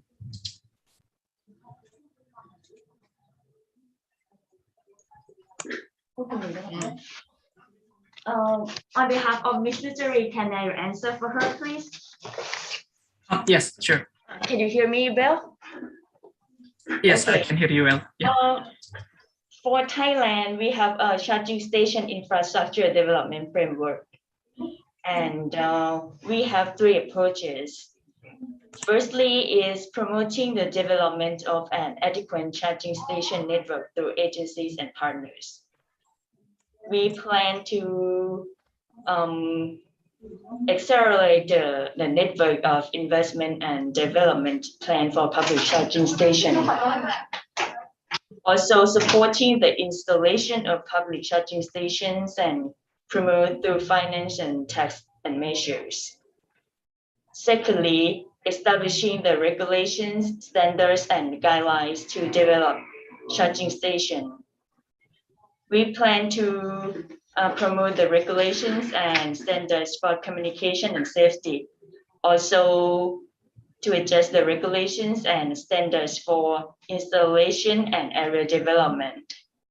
Lastly, we plan to promote the smart grid technology and connect and manage integrated electric charging. For example, smart meter infrastructure policy, development and integrated and interconnection platform, and connecting charging stations and electric vehicles to manage electrical systems. I'm not sure if this is all the answers.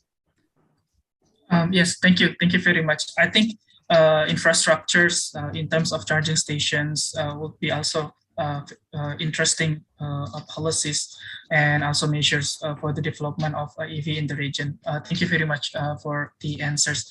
I also want to discuss more, I think, about infrastructure, about financing, and more on the policies and technologies related to the EV. But I think we only have a minute and 30 seconds left. So I think I will just give the floor to each of you for your, let's say, final message. Probably in terms of what do you think the countries or ASEAN as a region needs to do in the next, like, say, 5 or 10 years so that this EV can be deployed in the most optimum and way and beneficial, especially for the sustainable development, economic development in the region. So I would start with Mr. Edmund Araga, probably. Okay, with these trying times, we need to have an integration, and we have to learn from each other's setup, which is tailor fit to the needs of our consumers. What I mean to say is that our setup, especially on the ASEAN region, has a commonality, and we have to address this concern in pressing issues on our advocacy on promoting the electric vehicle, and to address the concerns on how we can see growth on the nature's disasters, as what our director Patrick Aquino is mentioning. We are being hit for so many times, and that we had to find ways, find solutions on addressing this concern. And the way to move forward is to electrify the region. And we are asking for other ASEAN member countries to join us on our foray on this advocacy in promoting the industry and to help each other. That's all, sir. Thank you. Thank you very much. And I'll just move to the next panelist, Dr. Pitmore, please. Thank you. And I would say within the next 5 years, it's about shorter term actions and then longer term goals and plans. So I think there's already short term actions mapped out, and I think working towards those will be key. But I think there's also the opportunity to see what sort of, for example, charging infrastructure is needed by 2030 and 2040 as well. So I think there's a mixture of allowing the next 5 years to plan for the next 50 years. Thank you very much. And next, Ms. Frida.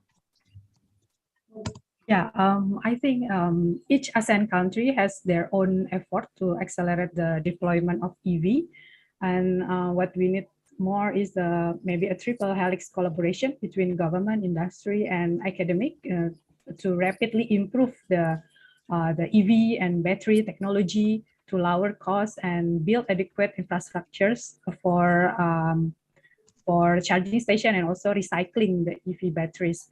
And then education and incentives are also key to expanding the EV market. Policymakers and manufacturers can focus on educating the consumers first by promoting the EV benefits to overcome any concerns or misconceptions among the public. And at the same time, construct key strategies to accelerate EV transition. EV I think is the future, and the technology is quickly maturing.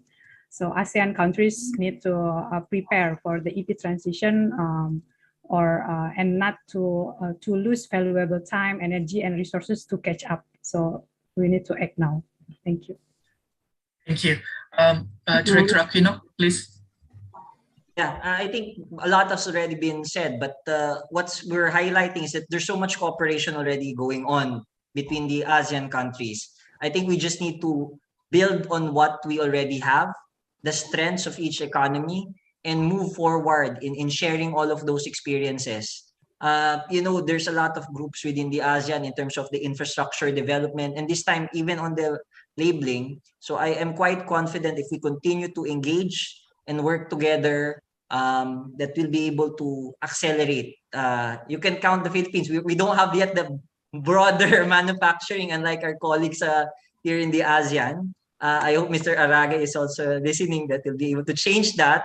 We'll have a piece of that action and make ASEAN not only end user of electric vehicles, but that powerhouse that, we're the biggest young dynamic market. I think if we put all of our resources and actions together, we can shape the way EV is used worldwide, not only here in ASEAN. Thank you.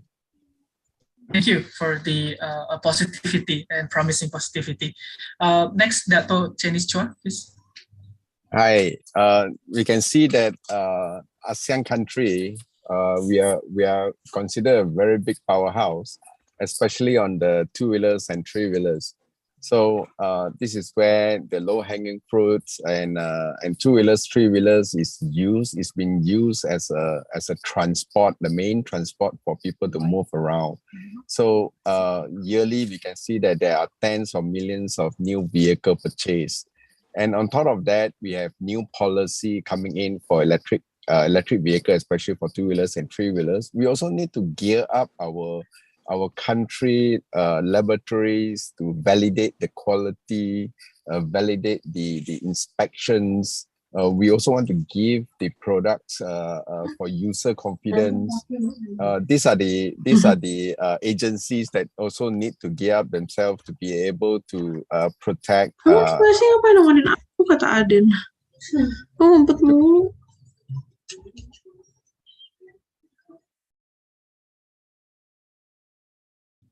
Apologize. Please continue.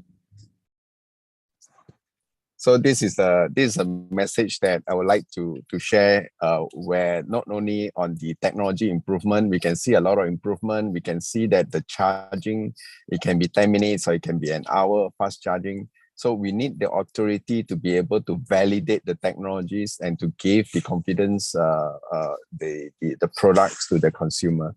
Thank you very much for allowing me to share, and we hope that we can actually engage more of this discussion in the near future. Thank you very much. Thank you very much. And last but not least, Ms. Nuchare. Let me answer for her. Yeah.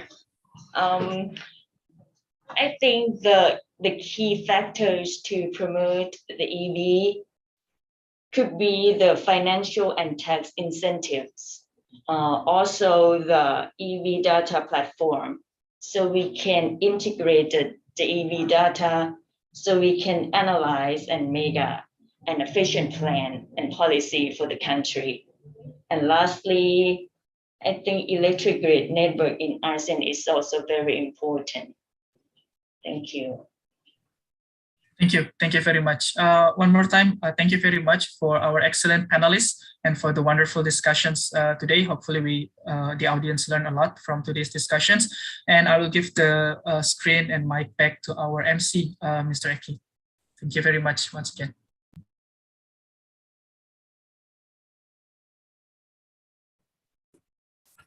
Thank you, Dr. Zulfikar, for your excellent moderation. And now we move forward to the next session. We have come to the end of the sessions, and now we are coming to the wrap up and closing delivered by Ms. Dinta Munardi, Technical Officer of the ASEAN Center for Energy, to deliver the wrap up of today's session. Ms. Dinta, the floor is yours. Okay. Thank you so much, Eki, and good afternoon, ladies and gentlemen. So before we close this workshop, please allow me to summarize briefly some of the key highlights and way forwards from our activities today. So from the first session, we learned that from the study on implementing the ASEAN Fuel Economy Roadmap, we noted different development stages in terms of national fuel economy policies amongst the ASEAN member states. We also noted that more policy research efforts, including broader cooperations, are crucial for the achieving the aspirational targets of the fuel economy. And also we learned that fuel economy initiative actually can help us in achieving our energy intensity reduction target under the APAEC. And also lastly, alignment in the fuel economy policies of ASEAN member states is recommended in order to minimize the development gap. And then can I have the next slide? On the second sessions, which focus on sustainable transport system, there are several key items that we can note. The first one is we noted that if efficient transport, this means include the improvements in system, travel, and also vehicle efficiency. And then in terms of the transport sector master plan, it should cover the improvements of all modes of transport. And then investing in public transit and non-motorized transport is also needed. Moreover, we noted that in order to create more integrated and sustainable urban mobility system, the improvements on mass transportation system needs to be adjusted with the overall urban development plan. And we also noted several key enablers. However, efforts that are considered as a low-hanging fruits needs to be accelerated. And then lastly, beside the technology solutions, the actual governance and implementations to ensure sustainable energy efficient mobility needs to be discussed as well. And then can I have the next slide? And then from the last session, which focused on EV deployment, we noted that EV adoption trends and then supporting mechanism, including targets, varies among the ASEAN member states. We also note that more efforts needs to be undertaken to reach the EV targets of each countries. And then some key challenges in EV deployment includes how to create proper policies, improve and expand supporting infrastructures, and also to how to address the problem on battery life cycle. And then we also noted the importance of the public-private cooperations in accelerating the EV adoptions. Can I have the next slide? And then for the way forward from today's workshop, we encourage alignment and harmonizations in fuel economy policies among the ASEAN member states. And then we begin to explore initiative in the areas of efficient transport. And then third, to strengthen regional cooperations, including broader cross-sectoral collaborations. And then last, to not stop the conversations and also to continue sharing knowledge and best practices on efficient and sustainable transport system and policies. I think that's all the brief summaries and also the way forward from today's workshop. Back to you, Aki. Thank you so much. Thank you, Madinta.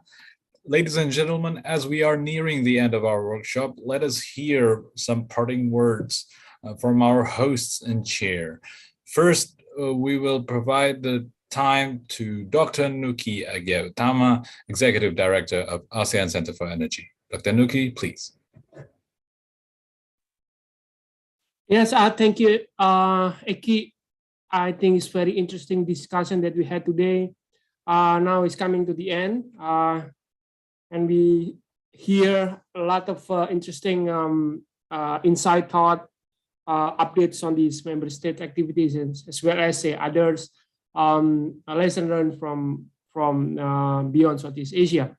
We all know that the member state has set the target to deploy the electric vehicles and passing out the internal combustion engine We also see that the member state also implemented various policy support, including fiscal and non-fiscal incentive, as well as the support for the deployment of charging infrastructure. Blessed with the agricultural resources, several member states are pursuing the fuel switching into biofuel by increasing the blending ratio. And some member states also pursuing the potential of hybrid as well as hydrogen fuel vehicles. Again, we'd like to thank all moderators and panelists from representative of ASEAN member state, Ministry of Mines, Energy Cambodia, Ministry of Energy and Mineral Resource, MEMR, and Ministry of National Development Planning Indonesia, Department of Energy Philippines, and DDE, as well as Energy Policy and Planning Office of Thailand. I also like to thank to the dialogue partners, the international organization, ASEAN Federation of Electric Vehicles Association, APAEC, the Clean Air Asia, Electric Vehicles Association of Malaysia, IEA, the National Science and Technology Development Agency, NSTDA, Thailand, United Nations Environmental Programs, Global Fuel Economy, as well as the ASEAN Secretariat. And of course, I would like to thank my colleagues, Dr. Cheng Sambat Ratanak, Director, Department of Cooperation and ASEAN Affairs, the Ministry of Mines and Energy Cambodia as the host country, and also Mr. Ruangdet Pangduang, the Deputy Director General, Department of Alternative Energy Development and Efficiency, Thailand, as EE&C SSN coordinators. So I believe that we all have gained more insight from all of your presentation and contribution in sharing the different approaches and opportunities on vehicle fuel economy, sustainable transport system, and also EV deployment in Southeast Asia. Last but not least, I would also like to express my gratitude to all ACE colleagues, ASEAN Secretariat, in preparing and participating on today's workshop. Once again, on behalf of the ASEAN Center for Energy, I would like to express sincere gratitude and warm wishes to all of you. Stay safe and stay healthy. Thank you very much for your kind attention. Back to you, Eki. Thank you, Dr. Nuki. Next, let us hear from Dr. Cheng Sambat Ratanak, Director of Department of Cooperation and ASEAN Affairs, Ministry of Mines and Energy, Cambodia.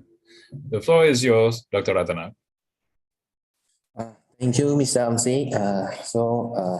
Dr. Nuki Utama, Executive Director, ASEAN Center for Energy, Mr. Rongdet Pandong, Deputy Director General, Department of Alternative Energy Development and Efficiency, Thailand, as the EE&C ASEAN Coordinator. Distinguished guests, ladies and gentlemen, good afternoon. We have come to the end of the workshop today. I would like to express my sincere appreciation to all participants who have joined us until now.